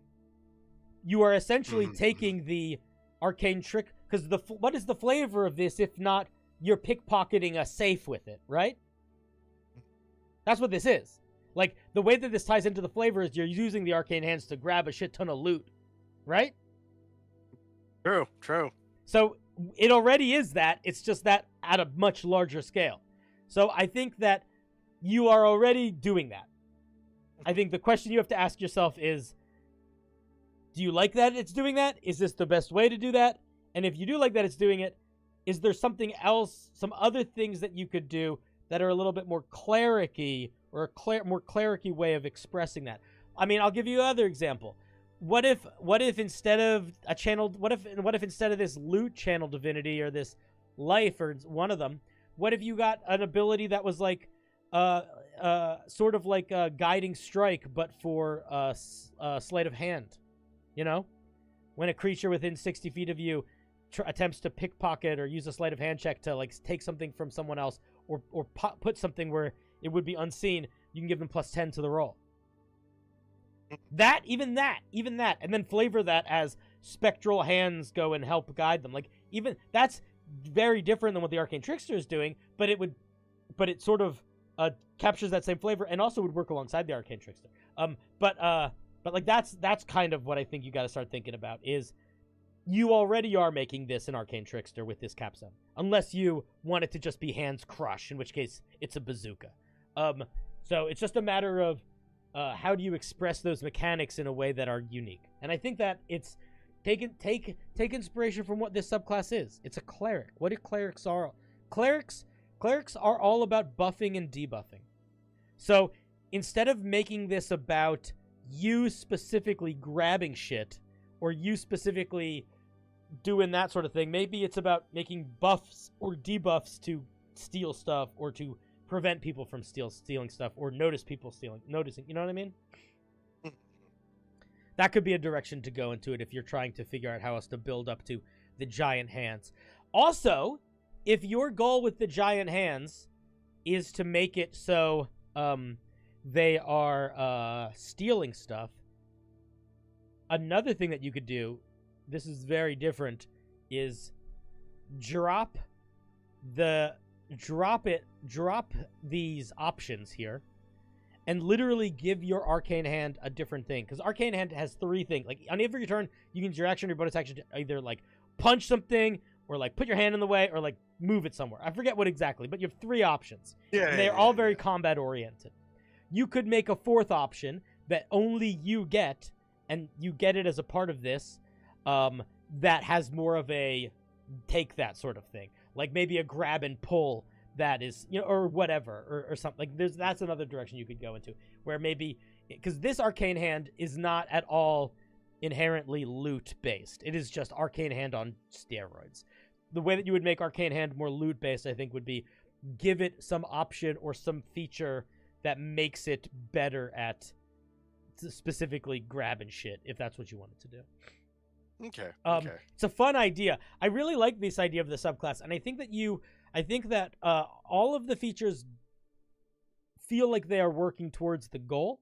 I think that the biggest gap right now is the difference in interpretation of working towards the goal between some of the features, like specifically with the 17th level. And also a little bit with, I think that there's some space to maybe play around with the channel divinities. But overall, I think it's a pretty fun, interesting idea. Do you have any questions, thoughts, concerns? That's crazy that this, I can't believe that this is for this. That was like a twist. I feel like I was in a TV show that it was a twist episode. Well, you told me to post it, so I did. No, I like it. I'm not anti this feature. I just was surprised that it was part of this subclass. I was imagining it like on more of like a Green Lantern style wizard, you know? Look, the hands could be gold, okay? But you know what I mean? Like that's just what they were. Yeah. Okay. Any questions or anything? Or thoughts?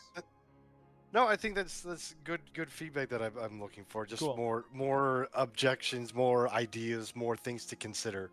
Yeah, I think almost everything here works. I don't think there's anything outside of loot. Loot I would be annoyed with as a dungeon master, because this is an encounter ender in some circumstances that I wouldn't like.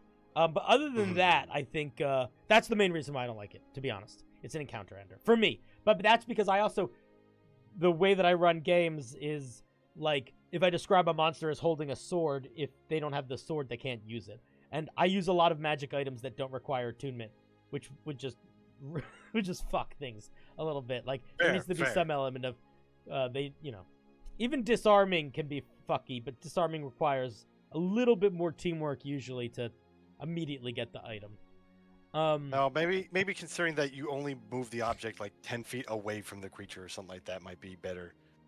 That could work too. It's less just like, oh, they lose it, they're done for, and it's more like it's dropped at a slight distance, so they have to go pick it up. But you need someone else to get it for you.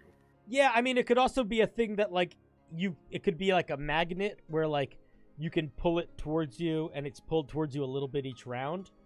Yeah, exactly. That's another idea. Was considered like 10 feet, 20 feet, something like that. So it's like a small moving it towards you with. So circumstantially, it could appear in your hand if you're close enough, or you could like move closer to get it. But there's still a little bit of work that needs to go into getting to the place of you now wielding it. I also do think it'll be a less big deal in other games. I think that my like whoop whoop went up just because it is. I run a lot of encounters where the only real thing that the bad guy has is a magic item, and his sort of kit is built around it. No, that's very valid. That's very valid. Yeah. Cool. Thank you very much. This is a fun one. Also, I just want to call it like I sees it. It's so nice to see a devilish sort of evil themed subclass that doesn't have a single fiendish devil thing in it. Right. It's like, that's done. We're done with it. It's over. I know, but everybody does. Everybody like there ain't no fire in here. There ain't no horns and bites, and it's just greed, and I appreciate that quite a bit. Greed. I think that's no, good. Part of the reason I designed it as such was so it could be sort of a general use thing. Like I said, like I point in the thing, it's like it's not all evil entities are greed. You could have good people who can be kind of greedy for different purposes and such like that. Yeah, I meant for chat. I mean in the mechanics. I don't mean in the flavor text. Just because it's so like listen. Everybody wants to be evil. Everybody wants to be monsters. But how many demon or devil abyss themed subclasses do you need? Like, you need one per class maybe, but you don't need 30. And there's so many, and they're all the same. So it's just I like there being a little bit more focus. This feels like it has more focus. One of the things that I also think is happening in your homebrew, which I think is a good sign, is because you have enough focus, you have too many kind of ideas. Like, it's one of those things where you're trying to fit a lot of ideas in, which is leading to, I think, some of the disconnect between, like, the 17th level feature or whatever. But it is because you focused your idea into greed, as opposed to, like, all right, what devil thing should I put in here? What Tiamat thing? All right, I get you in more heads or whatever. But, like, when you focus an idea, it oftentimes ends up sparking a lot more creativity. And I think this is a good example of that. Okay, any final thoughts before I hang up on you? No, you're good. All right, love you. Bye. Click. All right, let's give them a round of applause. Let's give our good Ginjiro a round of applause. Thank you. Dankeschön. Darling, Dankeschön.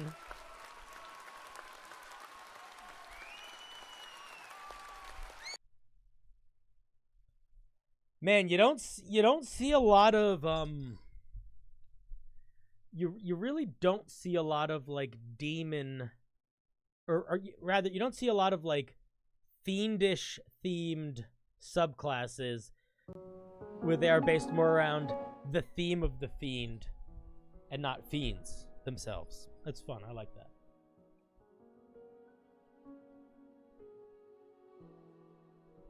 Yeah, the flavor's really good. That's kind of why I'm like, I want that. That 17th level feature is so nuts. We need to build up to it, or I don't want to. I honestly, I really did.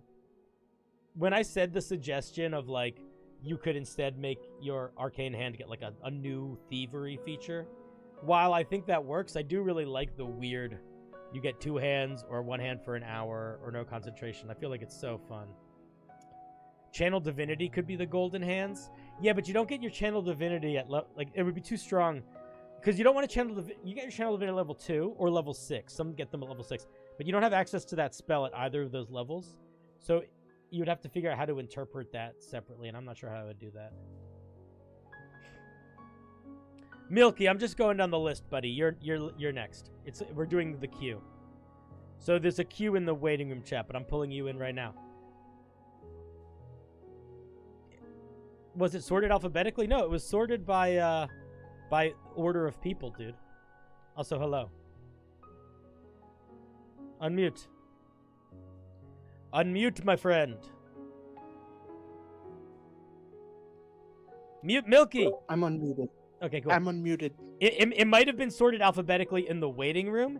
In the waiting room queue channel, it is sorted by order of who signs up or who goes into the waiting room. Okay. So that's the one I was using. The order of you guys in the room, I don't know what that is, but there's a channel that says waiting room queue, and it just shows the order. Anyway, how's it going? How are you? I'm doing all right. What? Let me see what we're looking at. You sent something in? The Circle of Thorns. It's a druid subclass. Let me find it. Here we go. Druid, eh? Mm-hmm.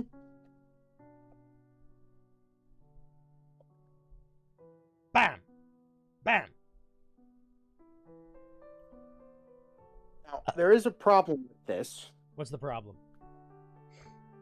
I don't know what to do. Well, I do know what to do for the 14th level feature, but I don't know how to do it. Okay, let me look at the let me see what the buildup is, and then let's talk about the 14th when we get there. Okay. Is there anything else? Is there a vibe? Did you leave a message? No. Okay. No. Let me just read it. The vibe is, it's basically, there's not really a plant-themed druid. Mm-hmm. So this is a plant-themed druid. All right. I would argue that the Circle of Land is plant-themed, but I hear you. I hear you.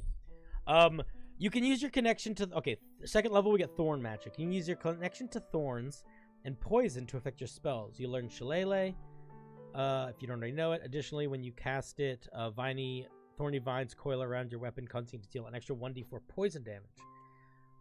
All right. So we are a melee. We're a punchy, kicky druid.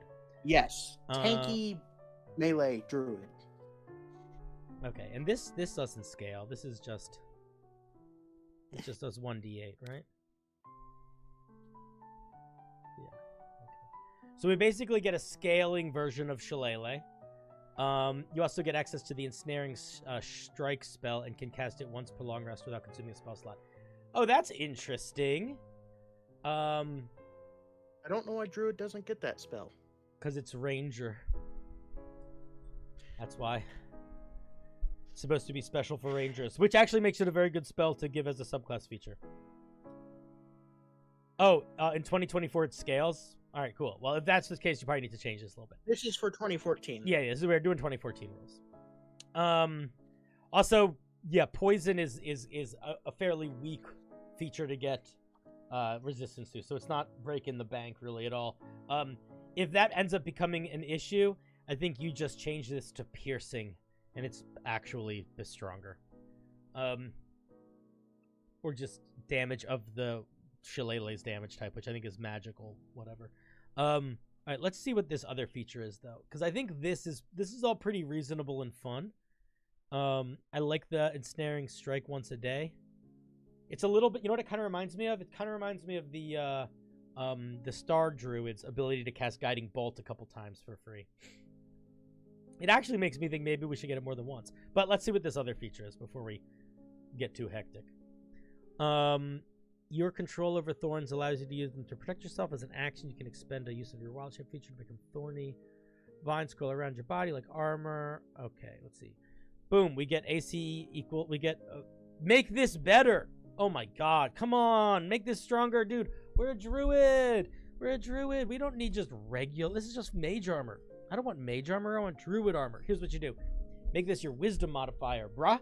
Make it 13 plus your wisdom modifier. Make it cool. Make it weird. It's dexterity right now. Am I looking at an older version, perchance? Who knows? We'll see. No, you're fine. But yeah, wisdom. If this is wisdom, you're good. Make it wisdom. Make it fun. Make it weird. Okay. Whenever a creature hits you with a melee attack while within 10 feet of you, you can use your reaction to force that creature to make a dex save against your druid spell save DC, or they take 2d6 piercing damage on a failed save. That's fine. That's fun. You can use your action to cause the vines to lash out at everything around you. Each creature within 10 feet of you must make a dex saving throw against your spell save DC, or they take piercing damage. For each level you have in this class... Whoa, that's maybe too strong. Oh, you get this once per wild shape. Okay, so once per wild shape, you can do 4d6 or 5d6 or up to 20d6 damage to everything around you. Okay. Here are my thoughts. I think that this AoE spike damage thing is cool. I don't know if we need it in this Armor of Thorns feature.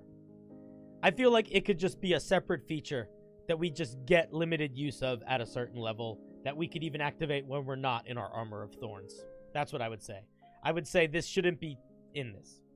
I don't want it to be in this. I want it to be a later feature that we get at a higher level. I also think that it should not be a number of d6s equal to our level.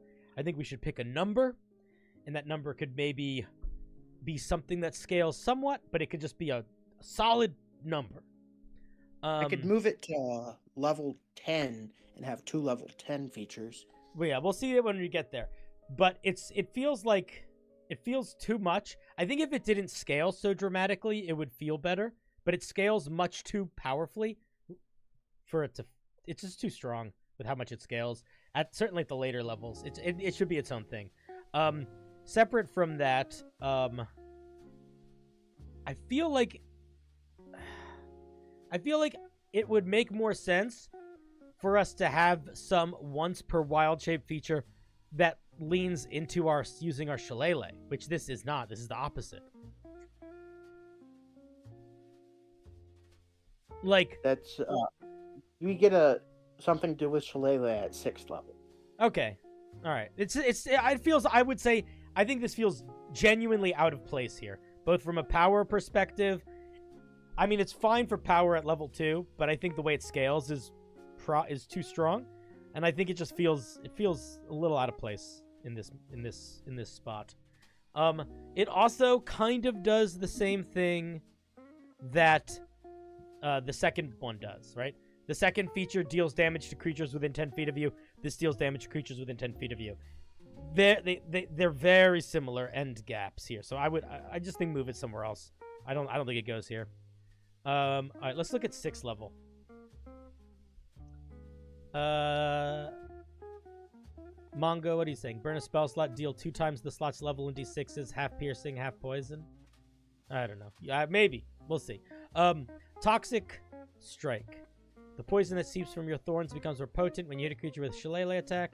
You can force a creature to make a con saving throw against your druid spell save DC. On a fail, they become poisoned for 1 minute. They can make the save at the end of each of your turns. You can use this wisdom modifier times without expending a long rest. This is okay. It's strong. To be honest, it doesn't really fit the flavor of the subclass to me. I feel like poisoned is not what we're doing here. If you want to keep it that, I guess that's fine. I guess we do poison damage here. But I feel like we're doing 6th and pokey 10th damage. features are very poison based. Say that again? Make it more cool. The 6th and 10th level features are more poison based. Okay, so maybe I'm just not. Maybe I need to feel more. So then I think maybe the solution then is because I don't know, because we're getting so much not poison stuff at 2nd level.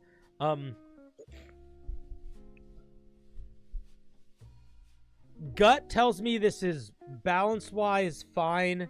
It's not super exciting, if I'm being honest. I'm so, like, even at levels, even with this and the extra shillelagh damage, I'm not really incentivized ever to shillelagh. It's still not nearly as good as just casting spells 90% of the time. I think that if I were you here, I would make this extra attack or some version of extra attack. That's what I would do. You don't have to listen to me, but I think if we're not getting extra attack or some alternative version of extra attack, I don't think it works. Even with the extra damage, it feels pretty lackluster compared to being just our full spellcaster kit. And I don't want us to be putting so many things and filling so much space with features that we don't get that much use out of. So yeah, I think this needs to. I would go in a different direction with this. Let me look at poisonous blood. The very blood in your veins has become toxic. You gain immunity to poison damage and the poison condition. Fine, but not super exciting. Also very situational. As an action. This is the feature that I want it to be a big, like, a big attack. Yeah. That alters the combat for a while. But so like an alternative. Really okay, let me just read this. So next you get 30-foot area of tiny thorns. Okay, are you familiar with the spell Spike Growth? Yes. If I were you, I would make this a special version of that spell. That spell does what you want. Just make it just look at that spell, ask yourself why, what else, how would this spell need to be better for me to make this the capstone? And then make the capstone casting that spell with whatever those changes are. Okay. Because Spike Growth is huge area, covered in thorns, hurts to walk through. But the thing is, I don't want it to hurt your allies. So then maybe that's the thing you change. Okay. So, like, if you look at, like, the Fathomless Warlock, I think their 10th level feature is the ability to cast a spell, but it's cast a little differently. So that's sort of what I mean. I believe Big B's hand, except it's a tentacle. No, it's not Big B's hand. It's one of the ones that lashes. It's tentacle explosion around you. I forget what the name of it is. I like the Fathomless Warlock. But it's the whatever the spell is where you do AOE damage around you, and tentacles is the theme. But yeah, make this Spike Growth. Ask yourself why Spike Growth doesn't work yet, and then change it so it does, and then that's how the feature should work. The other thing that you could do, what are you saying? Give it Spirit Guardians. That's true. You could also give it like a Spirit Guardians type feature where you sort of have you radiate like ethereal vines and thorns that like create damaging AOE around you. That could also work. That could work really well too. Very different vibe. I think it's a matter of how much you want to focus on you having something radiate out of you versus you picking an area and changing that area. Overall though, I think this works pretty well. I think the main thing that I think I would tweak if I were you is Toxic Strike. Just I don't know why it's not landing for me. And then I think Toxic Blood also feels a little lackluster. It's not very exciting. So if I were you, I would change Toxic Strike to be something not related to Shillelagh too much or some extra attack type bullshit. Or I would make another Shillelagh extra attack type bullshit empowerment at 10th level instead of what this is. So that by the time you're up here, there's like you know, something like that. That's where my head goes. Yeah, I agree the flavor's pretty good. I think that the reason why I was struggling with the vision of the poison is because at 2nd level, we get one thing that does poison damage and 1, 2, 3, 4 things that don't do poison damage and do like piercing thorn damage. So I was not associating thorns doing the thorn damage to poison. It feels like sometimes the thorns do piercing, sometimes they do poison. It was just that there's a little bit of dissonance in my brain there. Anyway, those are my thoughts on it. I think the flavor is really strong. I think the Armor of Thorns is 90% solid. I think most of the 2nd level features good. I think the up higher levels are where you got to tweak shit a little bit. you have any questions, concerns, thoughts? Not really. You really answered everything. So, thank you. Yeah, this is fun, dude. I think that there's a lot of room to grow here. And I think that this already has the skeleton of a really strong subclass. I think that if someone was going to play this subclass, they would have a really fun time.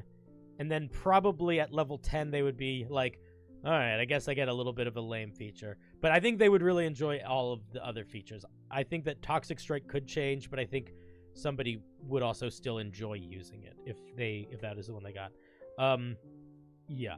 Everything else seems pretty cool. All right, I'm going to hang up on you now. Anything else? Nope, you said that already. Love you, bye, click. All right, that was our dear Milky. Let's give them a round of applause. Thank you, thank you. You think it's a little odd that we don't focus on spike growth throughout, but that's just one spell?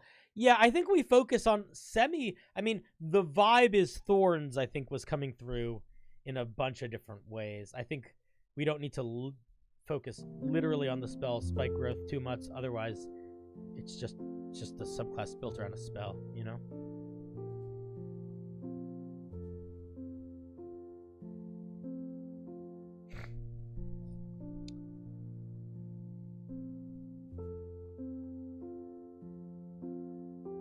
Either refocus on piercing damage or at level 2, give them something that downgrades poison immunity. I wouldn't do that at level 2. I think if you really want to downgrade poison immunity to poison resistance, I think you do that at much higher levels. And truthfully, I probably wouldn't even do that. I probably would do poison resistance to just taking full poison. And the other thing that you can do, a much easier way to solve that problem, is you just make them be able to do necrotic damage.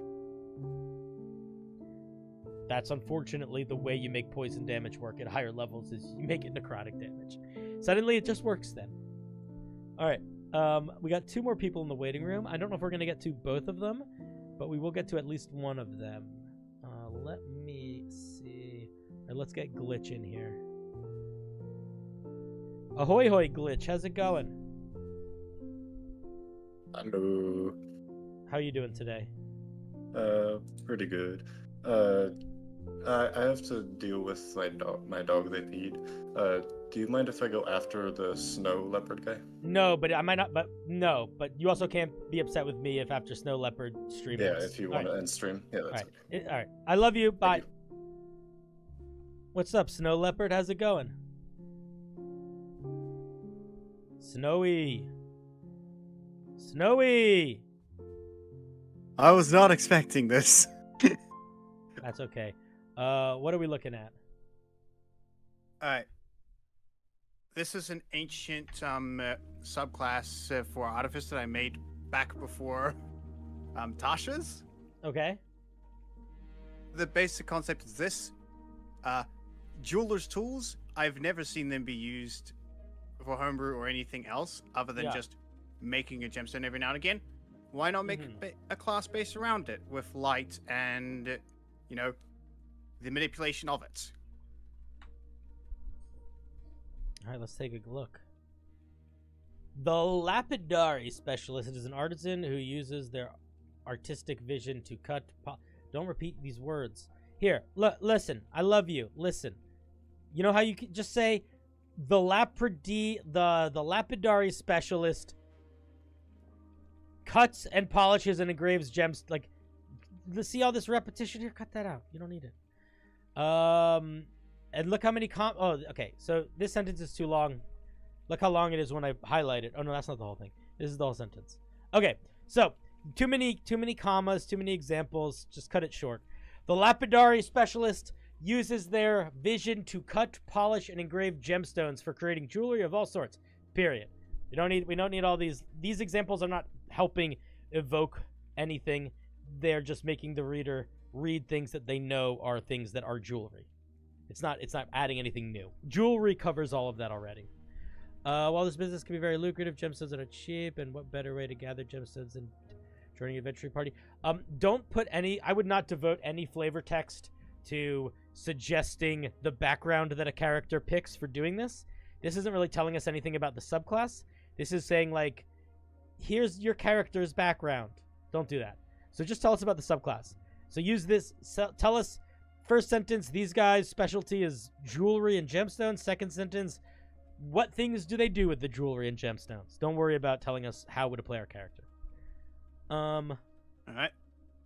Also, I saw the chat. I tried my best. There is literally no reference as to how it's meant to be spelled, so I winged it. Sorry if it's hard to read. Don't be. It's fine, dude. I'm also bad at reading. Your specialization has granted you access to lucrative knowledge, jewelry tools proficiency, and that's fine. All right, let's see what spells we get. Color spray, guiding bolt, blind. Make this a T, you silly goose.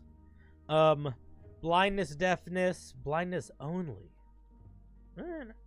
Mirror image, hypnotic pattern, Crusader's mentor, phantasmal killer, signal. Okay, so it's all light-based stuff, basically. Light and illusion, yeah.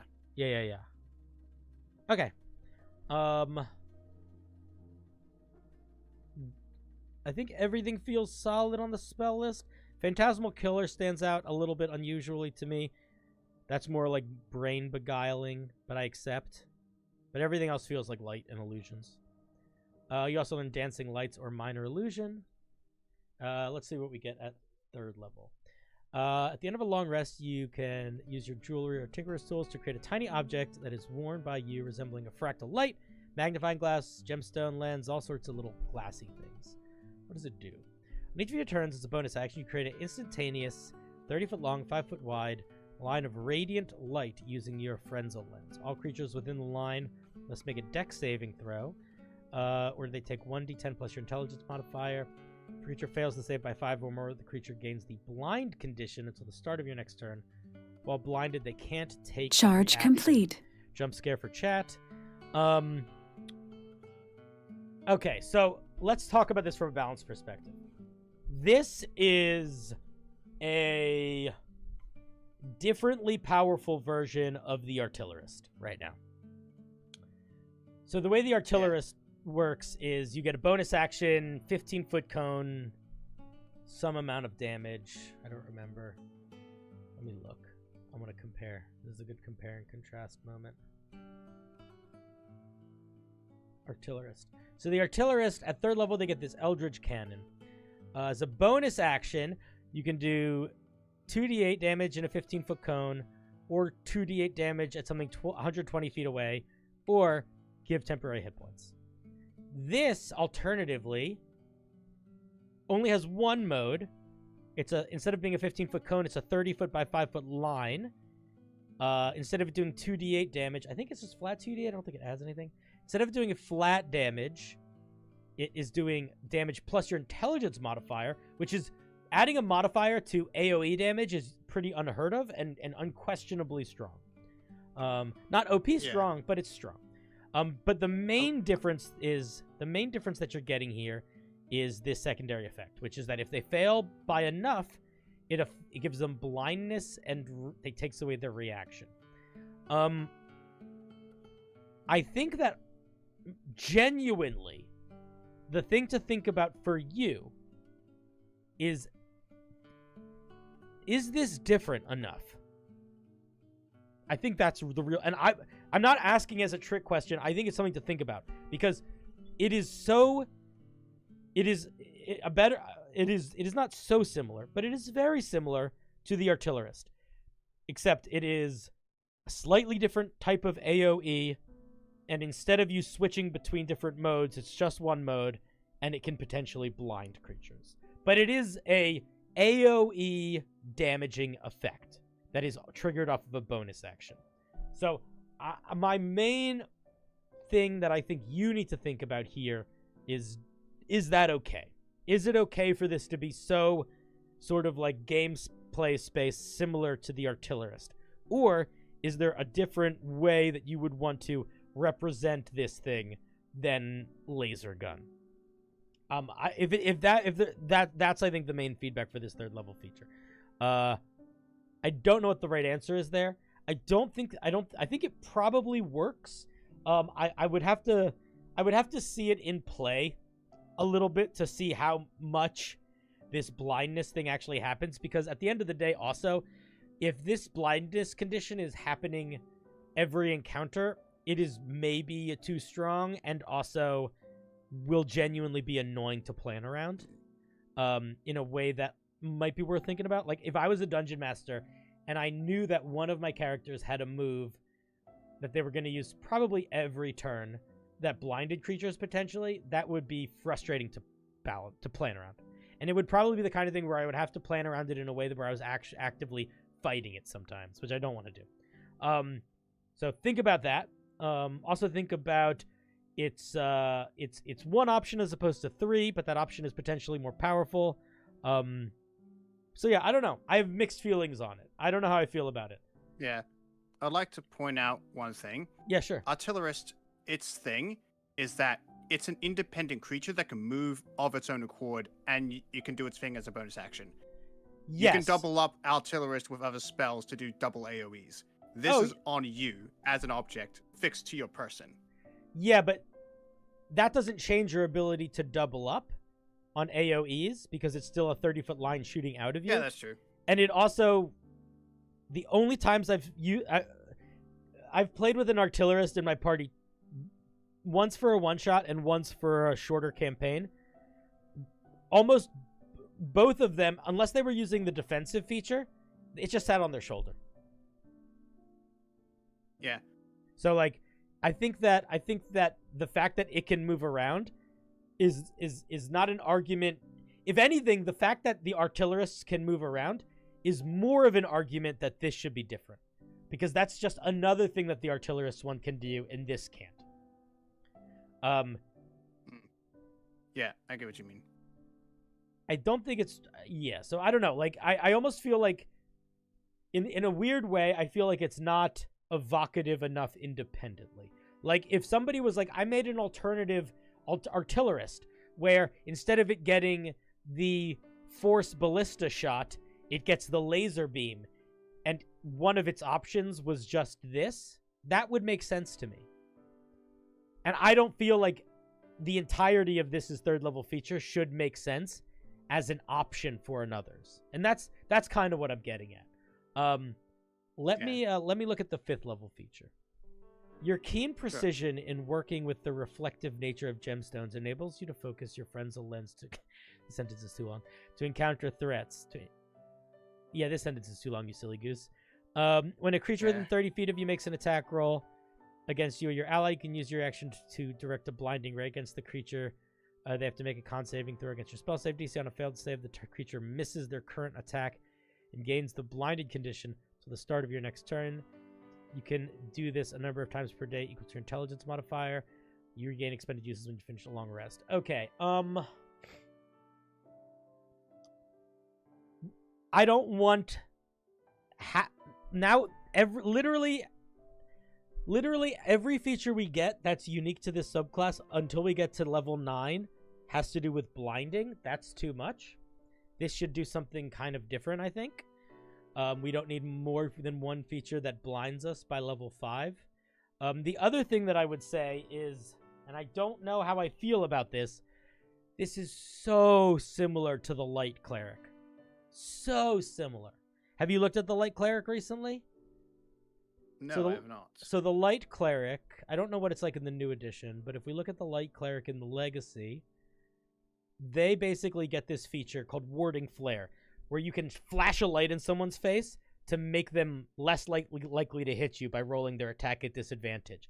And at 6th level, you can do it with a range of 30 feet, and you get a number of uses equal to your Wisdom modifier. So it's almost identical to this feature, except you are getting intelligence modifier uses, not wisdom modifier uses, because it makes sense. And instead of imposing disadvantage on the attack roll, it forces a saving throw, and if they fail the saving throw, they just miss the attack. I don't know if that is different enough to feel unique. If it is for you, great. For me, it feels like it does the exact same thing, just in a slightly different path of getting there, which is ranged reaction, make it so you might not hit a guy. And I don't know if that is unique enough here. It also doesn't really feel like a 5th level Artificer feature. Normally, a 5th level Artificer feature is going to be something that helps them in their damage output or helps them in their offensive control of the battlefield. You can totally go against that, but I do think that if you are, you're going to need something that feels more unique and a little bit more distinct than this. This is just very similar to the Light Cleric. And, you know, it's okay. It's not the end of the world. Like, if you don't care, I would say keep it. Because, you know, you have features that are similar between subclasses, other cross-classes. Sometimes you have the same feature that shows up in one subclass for one class and subclass for another class. So it's like, it happens. But I don't know. I want this thing to feel more special by level 5. And I don't think this is helping it feel special for me. Let me look at level 9. All right. Through careful adjustment of your frenzel lens, you've improved the power. Okay, so it becomes 2d10, and it now applies the blinding condition whenever a creature fails its saving throw. Okay. The growth makes sense. Now blinding lens is genuinely just annoying to deal with as a dungeon master. Now, this means that every single combat I have to either include creatures that are immune to blindness or be ready for creatures to just be completely inept due to blindness. And every single fight that I'm running turns into me, instead of trying to navigate how to run the fight, trying to navigate how does this creature deal with blindness. I don't want to do that every fight. I think you need to start fucking around with other conditions, or better yet, I think a better piece of feedback here is this subclass should not be built around the blindness condition, and it is right now. I think that's what it comes down to. This doesn't feel like a gemstone subclass. It feels like a blindness subclass, and I don't want to play I don't want a blindness subclass. That's too much. Too much relying on one condition. And there are some examples of subclasses that are sort of condition based, but they still spread out. Like the Undeath Warlock is very much the Fear Warlock, but it has a shit ton of stuff that it doesn't have to do with the Frightened condition. I think you gotta pull away from the blindness condition. Let me look at 9th level. You know your knowledge of creating illusions, images is honed. As a magic action, you can manipulate around you to gain the invisible condition for up to 1 hour. Just an hour invisibility. Don't know how I feel about that. When you use feature, choose an unoccupied square you can see within 60 feet of you. Create an illusionary projection of yourself within that space. The illusion is indistinguishable. Is this just the mislead spell? What's going on here? I'm confused. Pull it up to double check it because this just feels like the mislead spell.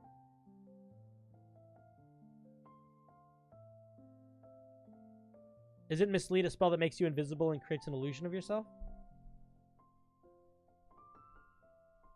I think. I'm fairly certain it doesn't.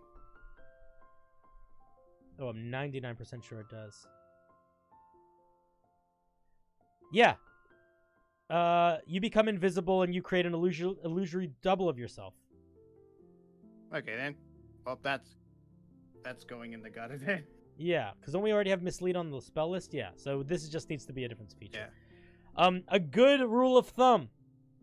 Make sure you know what the spells on your spell list do before committing to writing out a feature. So yeah, something else here. Not this. 15th level, we get Luminescent Aura. Your ability to manipulate light and illuminate your surround, or, you know, make this a weird free casting of Mislead, but it's different. But also the Mislead is a 5th level spell, so we probably shouldn't get a free casting of it until our capstone or something, because I don't think we have 5th level spells. That's so way higher. In fact, 17th level is when you get 5th level spell slots. So yeah, so I would just come up with a whole cloth new thing here.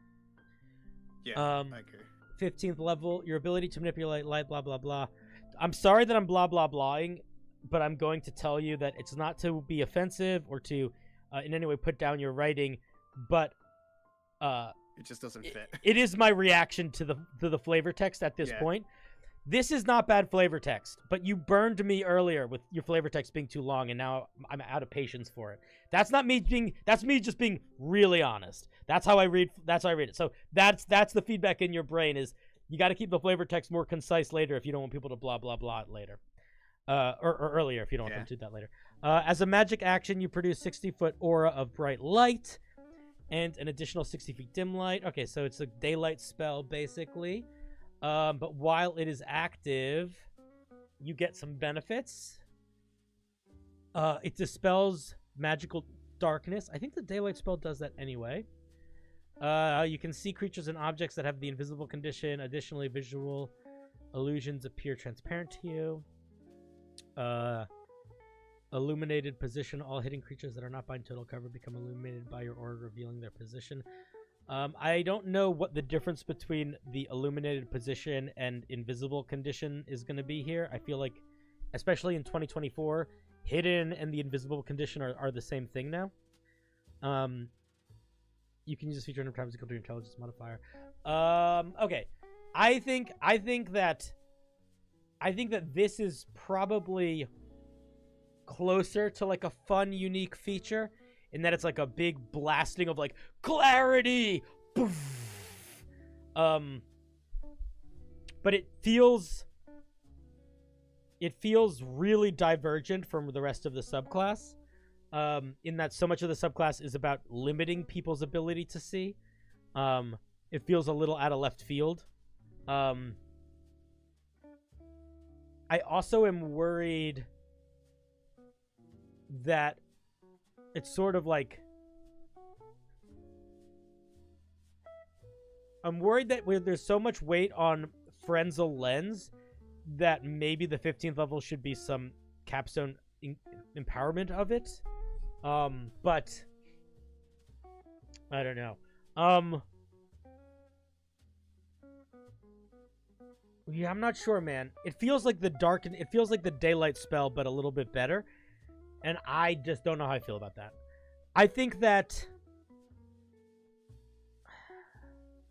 I feel like, look at the spell list for a second. Yeah, I don't know if Revelatory Light makes sense here, in my opinion. I mean, it could, but if it does, I think we need more of it earlier. I also think that it's not that strong a capstone. I think it's very situational. I think it's going to be one of those things where it's going to be nice when you need it, and then it's going to be nothing a lot of the time. I don't know how I feel about that. Yeah. Like, it only is going to be useful if you are dealing with magical darkness or invisible creatures, basically.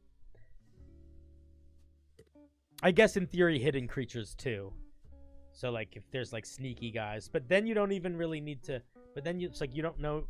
Then it's almost like you have to use it before you need to... You need to use it, you know? I'm not sure. I'm going to be honest. I think the biggest thing for me is that I'm struggling with Frenzel Lens as a core feature. And to me, that is like a very shaky foundation. And it's making it so all of the other features feel kind of shaky too. That's kind of where I'm at. Like, I think the core concept of what this Artificer does is an AoE blinding feature. I don't know if I'm on board with. And I think that is what's giving me issue with the rest of the features. Because it's hard to build off of that idea in a way that works, because I don't know if that core idea feels like it works for me. What are your thoughts? What are you thinking? I agree with a lot of it. In full honesty, when it was edited, some of it was edited last minute, both for literacy, because old spell. For sure. Sorry, old subclass, ancient, for sure. In fact. But I did a cursory glance of the spell list, which was the thing I was focusing on. Mm-hmm. It had some pretty bad spells for the subclass. Like Mislead wasn't originally on there. Mm-hmm. It was one of the paladin or cleric spells that did extra damage when you hit with a melee weapon. I can't remember the name of it. It was the 5th level place of it. Mm-hmm. In addition, a Phantasmal Killer. I've been up and down on that forever. Mm-hmm. I do not know if it fits. Same with Crusader's Mantle. Yeah. Okay, so definitely a lot of change. I think it depends on what you do with this core class. If you want to keep the core class around you blasting light in people's faces and blinding them, then I think you get rid of blindness, deafness. I think you get rid of color spray. I think you get rid of Phantasmal Killer. I think you get rid of Mislead. I think you refill all of that with other stuff that this needs to help fill out the vibe. I think that Guiding Bolt, Mirror Image, Crusader's Mantle, Hypnotic Pattern, Sickening Radiance, and Wall of Light all really fit that flavor really well of, like, you are blasting shit with light. I think Phantasmal Killer feels feels out of place. Same with Mislead, and I think Blindness, Deafness, and Color Splay feel unnecessary because we don't need 2 spells devoted to blinding if we have multiple features devoted to blinding. Yeah. But I also think that there's space here to cut some of the blinding out and to lean a little bit more into the gem stuff. Like, and to what else the gems do other than reflect blinding light. Like, surely they could be doing more than just that. And I think that is the space that I would play in if I were you, in terms of what spells I would add and what features I might tweak in terms of the core subclass. Yeah.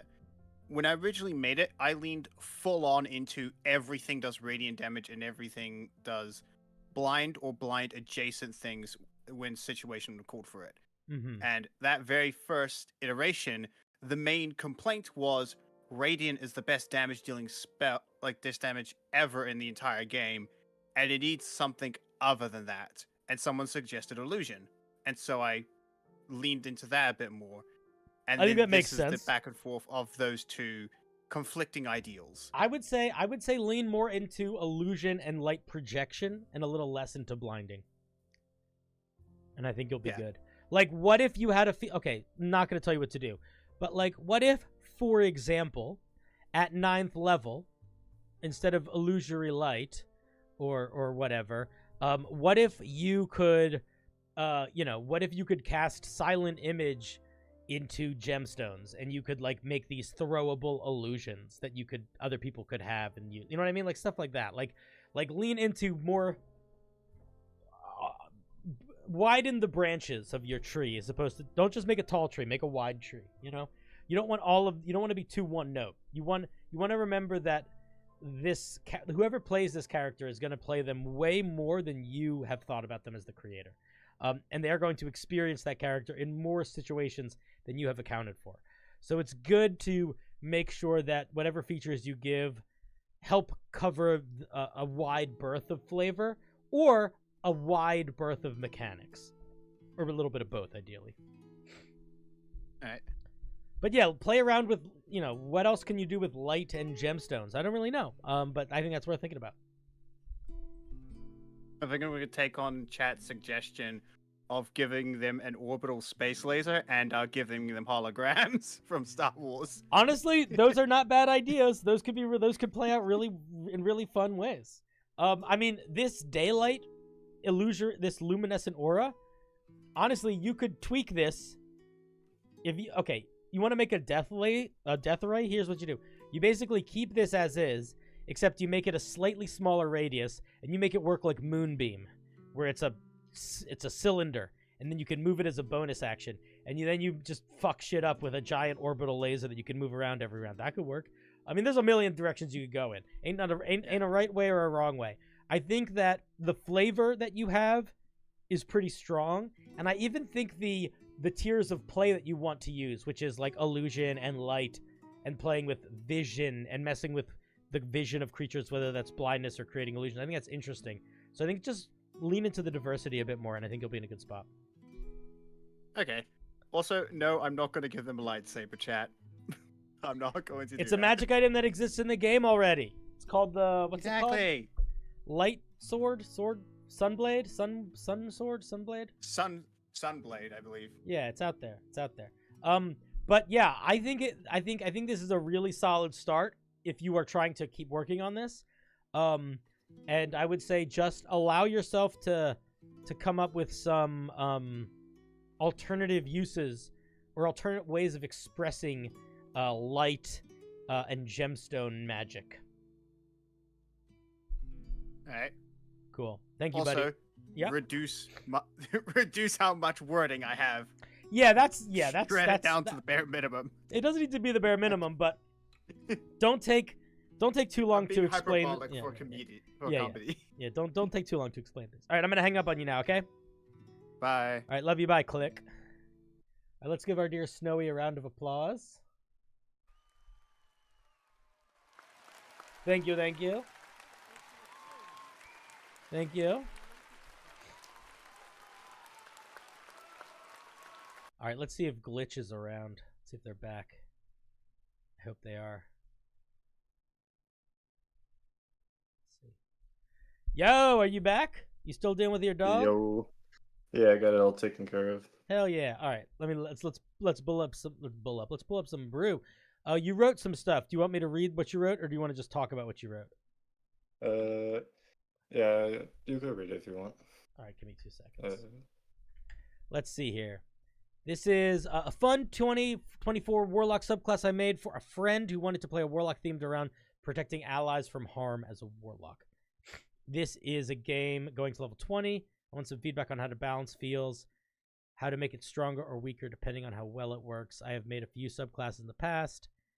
I've been known for messing up balance. That's fine. We all have, dude. Welcome to the club. Yep. Making something too strong and feeling bad nerfing it later. Yeah, dude.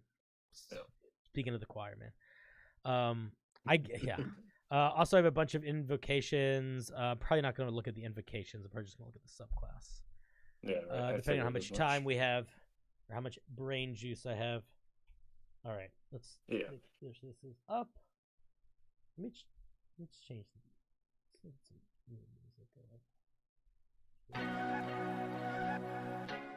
No, this is not what I want. All right.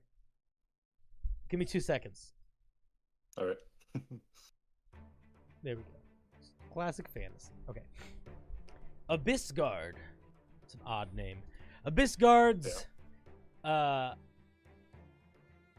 It sounds like you're trying to say Asgard and Abyss put together. I don't know if that's true. If that's true, great. If that's not true, that's what it makes me think. So you should just know that. Abyss Guards make a pact with an abyssal entity to protect others, often making decisions that are harmful to themselves in order to protect those other people, throwing aside all care for their own. So these two phrases are not complete sentences. They're like half sentences.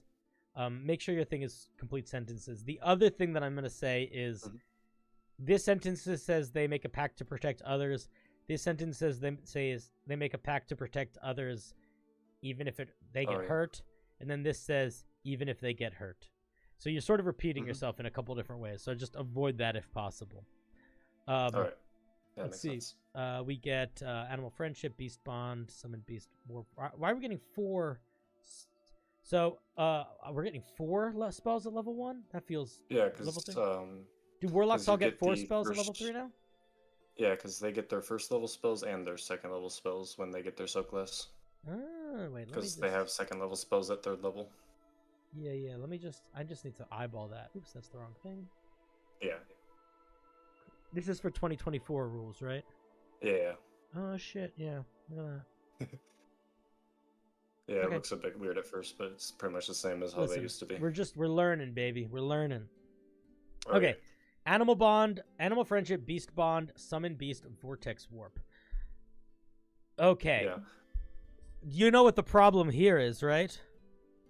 Yeah, something I wanted to comment on that I was just realizing as you were reading all those. Yeah. I realized we made the spells based off of his character rather than the subclass, and I just realized that most of these are more so based off of his character. Yeah, this is like a druid spell list, not an abyss spell list. So if that's the case, I'm just not going to give feedback on these because that's not going to help you because you didn't make these with the subclass in mind. So we're just going to skip that. That's all good. But yeah, because it's fine. It's fine. I just think I don't know what the subclass does yet, so I don't even know what advice I would give here. I just like these spells do not mix with this flavor text. Abyssal Protector at 3rd level. You gain... What's up, Yuna Rosart? How's it going? At 3rd level, you gain the ability to protect the people's smiles. Protect the people's smiles better? It's the flavor text you wanted. Alright. Okay. It's not... Alright, whatever. In combat, if a creature you can see within 60 feet of you takes damage, or is afflicted by a spell that would damage, charm, frighten, stun, or paralyze them... This is too many conditions... you can spend your reaction to move their location in a burst of speed, not provoking opportunity attacks, and become the target of whatever the attack spell, blah, blah, blah, was. If it's an AoE spell, you cover the person you protect, resulting in the creature not being affected. Okay, this is really too wordy. Oh my god. Too convoluted. It's just what. Okay, so I think what it's trying to do is, whenever a creature would be affected by anything, you can use your reaction to make it so you are the one affected, and you can move them up to some distance away. Yeah, the intention is that you move to them and like cover them with yourself. Okay, so I think what you would say here is, when a creature that you can see is either is targeted by an attack, attack, harmful spell, or forced to make a saving throw. I think that's the language you use. You can use your reaction to move to a space within 5 feet of them. They automatically save on the thing. I think that's the problem, is it shouldn't be everything. Like, make it saving throws, make it attack rolls, don't make it everything. Alright. Also, it sucks as a Warlock's feature. It's not a bad feature. It sucks as a Warlock feature. Warlocks aren't designed for this. Tanky Warlock. Okay. Let's see. So, okay, let me ask you a question. Because every single piece of feedback I've given so far, you have responded with, it's what my player wants. So, do you want me to give feedback in a traditional way, or do you want to tell me about what you want out of this and talk about it from that perspective? Because I sort of feel like me giving traditional feedback is not going to help. Because every single piece of feedback I've given has just led to you being like, it's what they asked for. And it's like, well, then how can I don't want to tell you to change it. So, like, what are your concerns with this subclass? Let's just talk about it instead of going through it like that way. Yeah, that would make more sense. So basically the gist of it is he has a Warlock that's going to get more like health and ability to take damage than like a general Warlock. Sort of more like a fighter or a barbarian type thing. And he wants to be able to essentially send his character to protect another person's character and take the damage for them, and then attack whoever attacked their friend with like some magic claws that he has or something. What level are you into this campaign right now? In the current point, level 3. Level what? 3. So I thought you said they 30. only have the first. Oh. Okay. Yeah.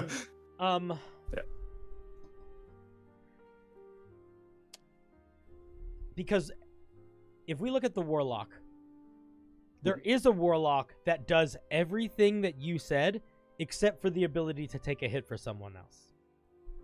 And that's the Fiend Warlock. The Fiend Warlock literally gets temporary hit points to be beefier in combat. It gets the ability to reroll saving throws. It gets damage resistances. It is the closest thing to the tank Warlock, and it does all of those things. What it doesn't do is the switch place to take damage. So part of me is like, I would just be like, yo, bro, I know you want to build this thing. I'm telling you, it's going to feel a lot better if we just go Fiend Warlock and I make you a magic item that does the ability for you to switch damage. Or as we make a custom homebrew spell. If you want to keep it as this, though, I think what you got to think about for 3rd level is this is really annoying to read. It's going to take a while for the player to notice when they can't use it. I think you got to simplify this or bullet point this so it's easier to read.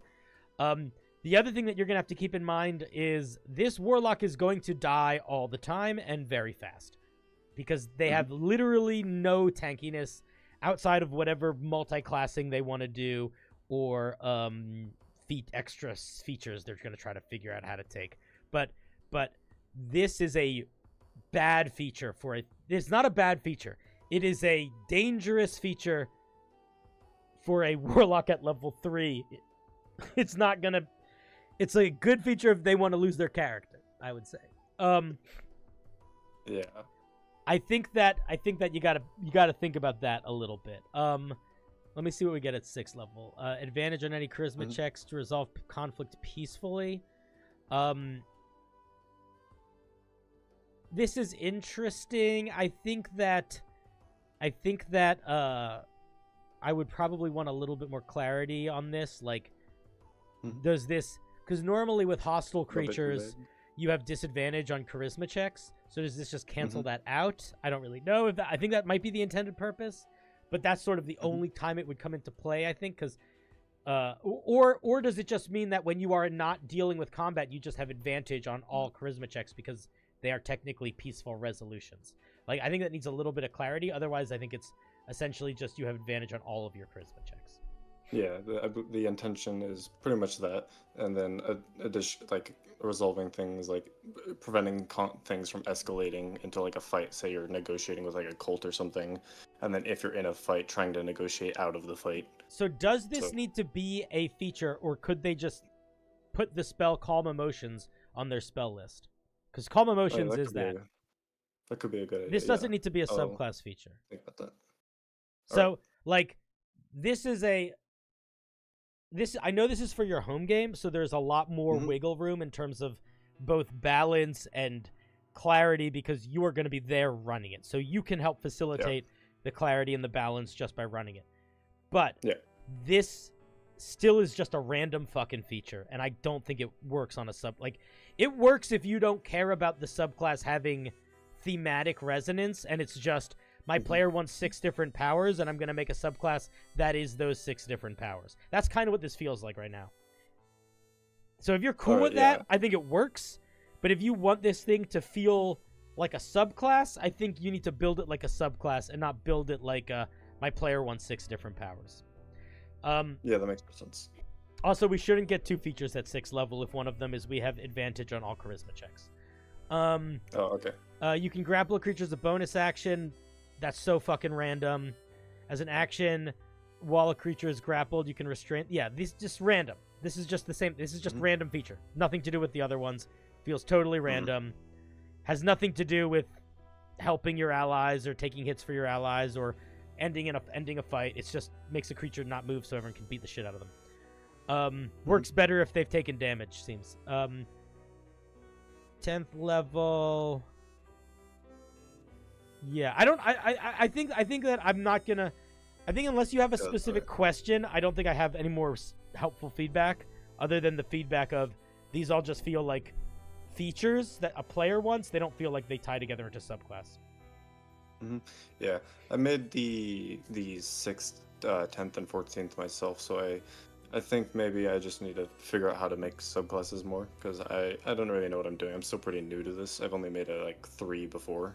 So, all right, so what I would say, that's fine. So what I would say is take a look. The best thing you can do if you're new to making subclasses is going to be look at other subclasses that are made for that class. So if you want to make a Warlock subclass, the best thing you can do is read the Archfey Warlock, the Celestial Warlock, the Fiend Warlock, the Great Old One Warlock, and then notice, okay, at 3rd level, it looks like all of the Warlocks get something that is like, it's either they get some sort of like combat-y feature.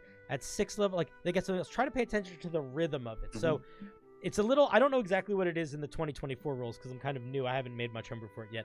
But in the 2014 rules, it usually worked like this. Your initial feature gave you essentially your main Warlock thing, whether that was temporary hit points when you kill a thing, the ability to summon a weird tentacle, the ability to heal your allies, the ability to do weird teleporty stuff. It's like the main feature of your subclass. 6th level gives you some sort of defense or utility feature.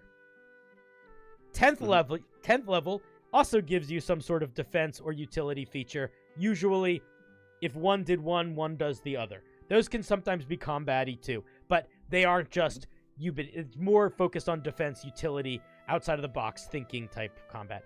And then the 14th level feature is almost always a once a day big fuck off crazy feature. Not always, but often. And that is usually the rules for it. I don't know if it's the same in the 2024 ones, but that's the way to do it. But like, for example, when you're building a subclass, so like you'll like when you're building a subclass, every feature kind of should feel like it makes sense building off of it. Getting some like frightened, anti-frightened stuff at 10th level feels really out of left field because we really haven't gotten anything to do with frightened at all. And there's kind of nothing in anything that feels like it has anything to do with being frightened. So in the same way that like when you're writing a book, you want to foreshadow the twist so it doesn't feel like random. It's kind of the same thing with features. You kind of need to build up to the features, and you want to make sure that they are like thematically sort of tying together a bit. That's kind of the main. That's kind of the main thing. Do you have any questions, any concerns, or anything that you want me to talk about specifically that I skimmed or didn't go over? Any of the features that I didn't talk about, maybe? Just let me know. Yeah, I see what you're saying. I think the whole gimmick was like it's supposed to be protective and like help people be peaceful and all of that, and then protect against make allies feel more brave and confident. That type of stuff is why I did the protector. Then for the 14th level thing, it's meant to be like just your presence makes them stronger. So how would I was wondering how would you suggest making like a protection type warlock, since a warlock shouldn't really be taking the damage for everyone, since how squishy a warlock can be? I would check out the Celestial Warlock. Oh, with the healing and everything? Yep. Alright. I think the way that you make a Warlock a protector is you either give it healing, the ability to heal people, or the ability to give people temporary hit points. I mean, for better or worse, unless you build the Warlock unless you I mean, like I'm not sure how you're running your game, but unless you really put the work in the class and the whatever all the other stuff to make the Warlock work in melee and work as it's taking damage, its ability to take damage needs to be its subclass feature. So like you could have a feature like this third level feature where you're taking the hit for someone else, but this feature only works if we have some other features that are making it so we're better at taking hits. You know what I mean? Yeah, that makes sense. I think I'll look over the subclass a couple again, and then think about it, and then talk to my player and rework it. Yeah. The other thing that I would say is if your player likes it, that's what matters the most. Especially if it's only for your home game. I have used so much homebrew that is shitty homebrew or half-baked homebrew or completely overpowered homebrew, but it didn't matter because it just was for one game and one player, and they liked it. So, like, if your player likes this, that's fine.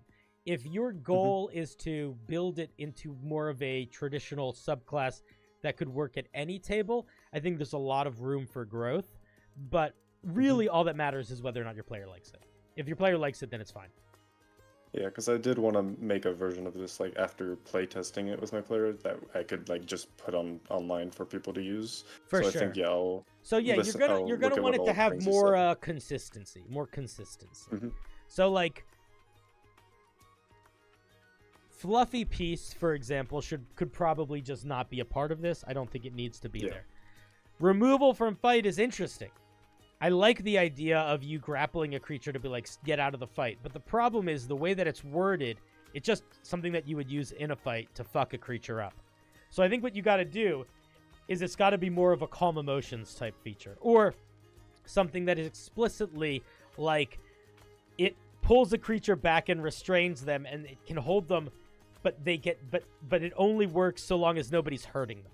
You know what I mean?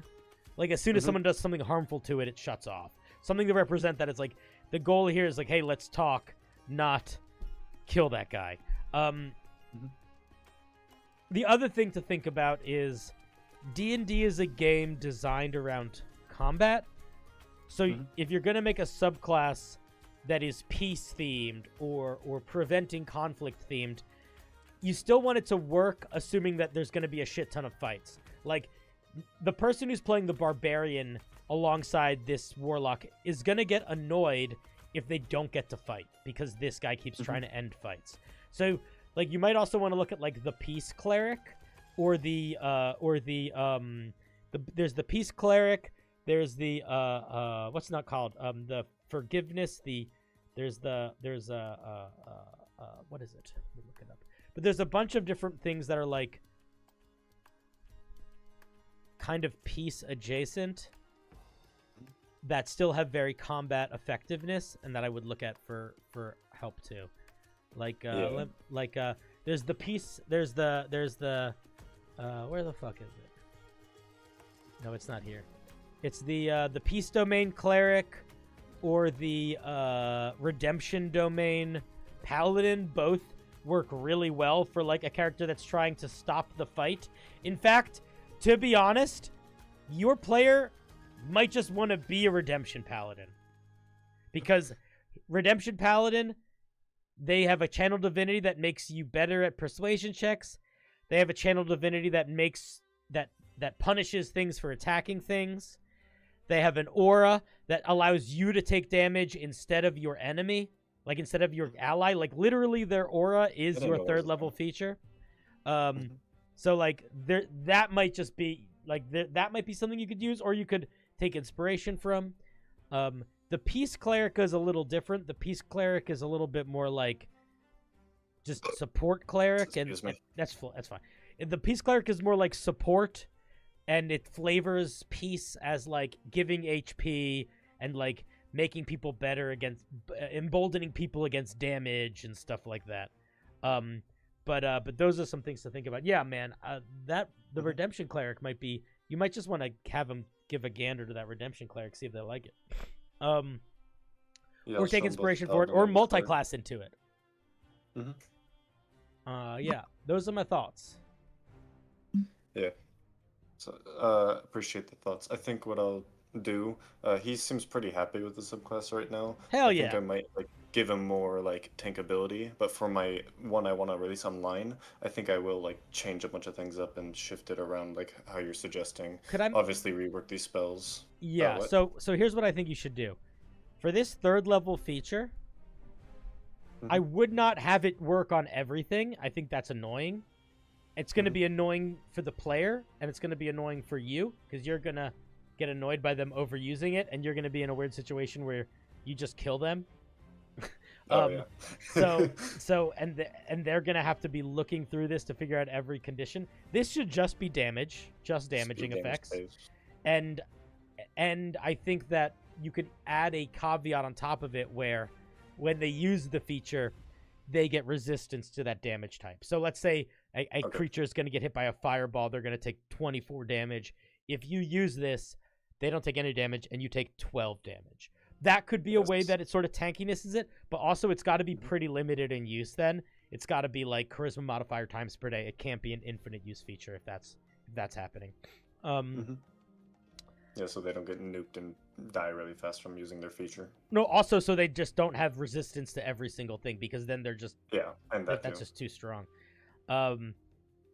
So yeah, there's some ways you could make that work, but you got to build a little bit of tankiness in there, or they're just gonna get crushed. And then also there's so many features that do so many different things.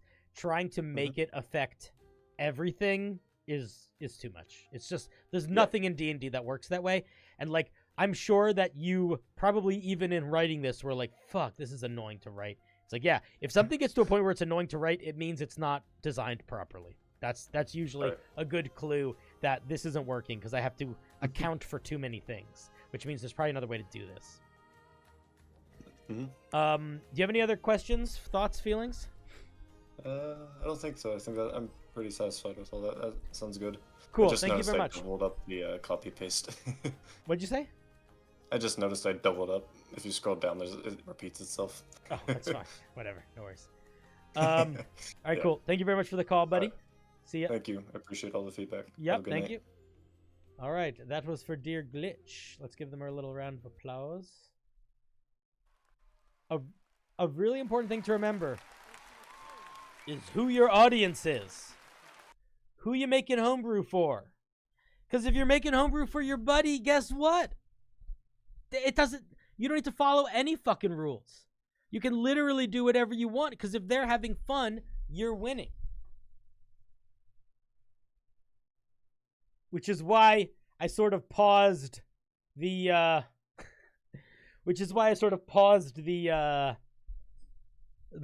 review, because I was like, I don't think this is gonna help this wonderful sir. I think this is going to lead to a lot of moments of him being like, actually it's this, actually it's this, actually it's this. Maybe even he'd like feel bad. And it's like, oh, I don't want you to feel bad, and I just want to talk about what you need. Sometimes what we need is not exactly the same thing, which is why I like these call-in shows, so we can talk about it. Because if I just looked at that piece of homebrew by myself, I don't think I would have said a single helpful thing to Glitch. I think I would have criticized it pretty harshly, and I would have basically said, this needs more focus, blah, blah, blah, and I would have had none of the context needed to know how to help. Context matters a lot. Yeah, that's why I like the call-ins. That's why I like the call-in shows, and also why I ask when people send stuff in to tell me what they want help with. Sometimes it helps. Trudosia, I don't know if the Brewmaster VOD was taken down. I don't know why it would have been. I'd have to hunt for it. I don't know. I do not know. I am unsure. They call me Mr. Shore. Mr. Unshore. Guys! We're taking a little stream break. I'm going to be not streaming for about a month.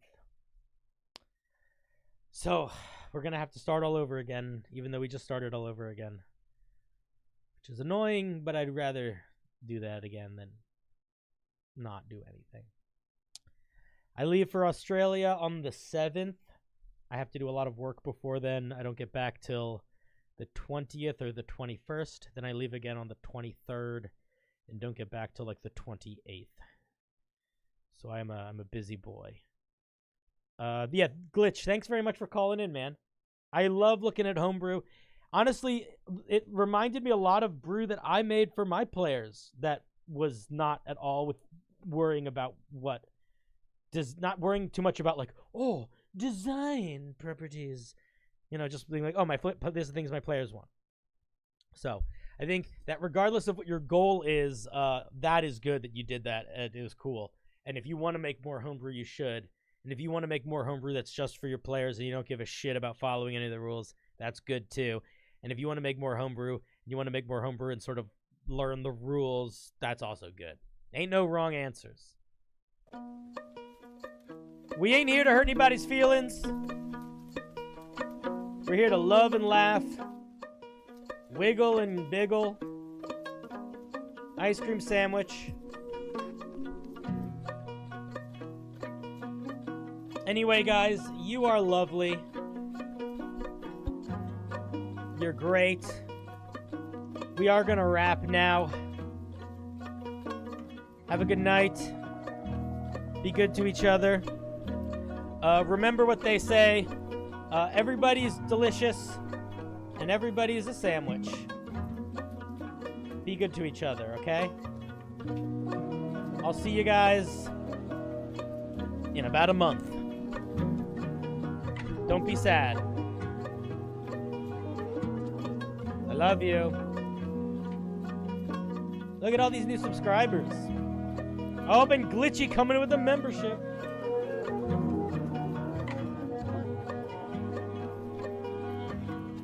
I'm excited to come back with y'all. I will see you in about a month with some stories about Australia, an adventure, and it'll be good. All right, love you.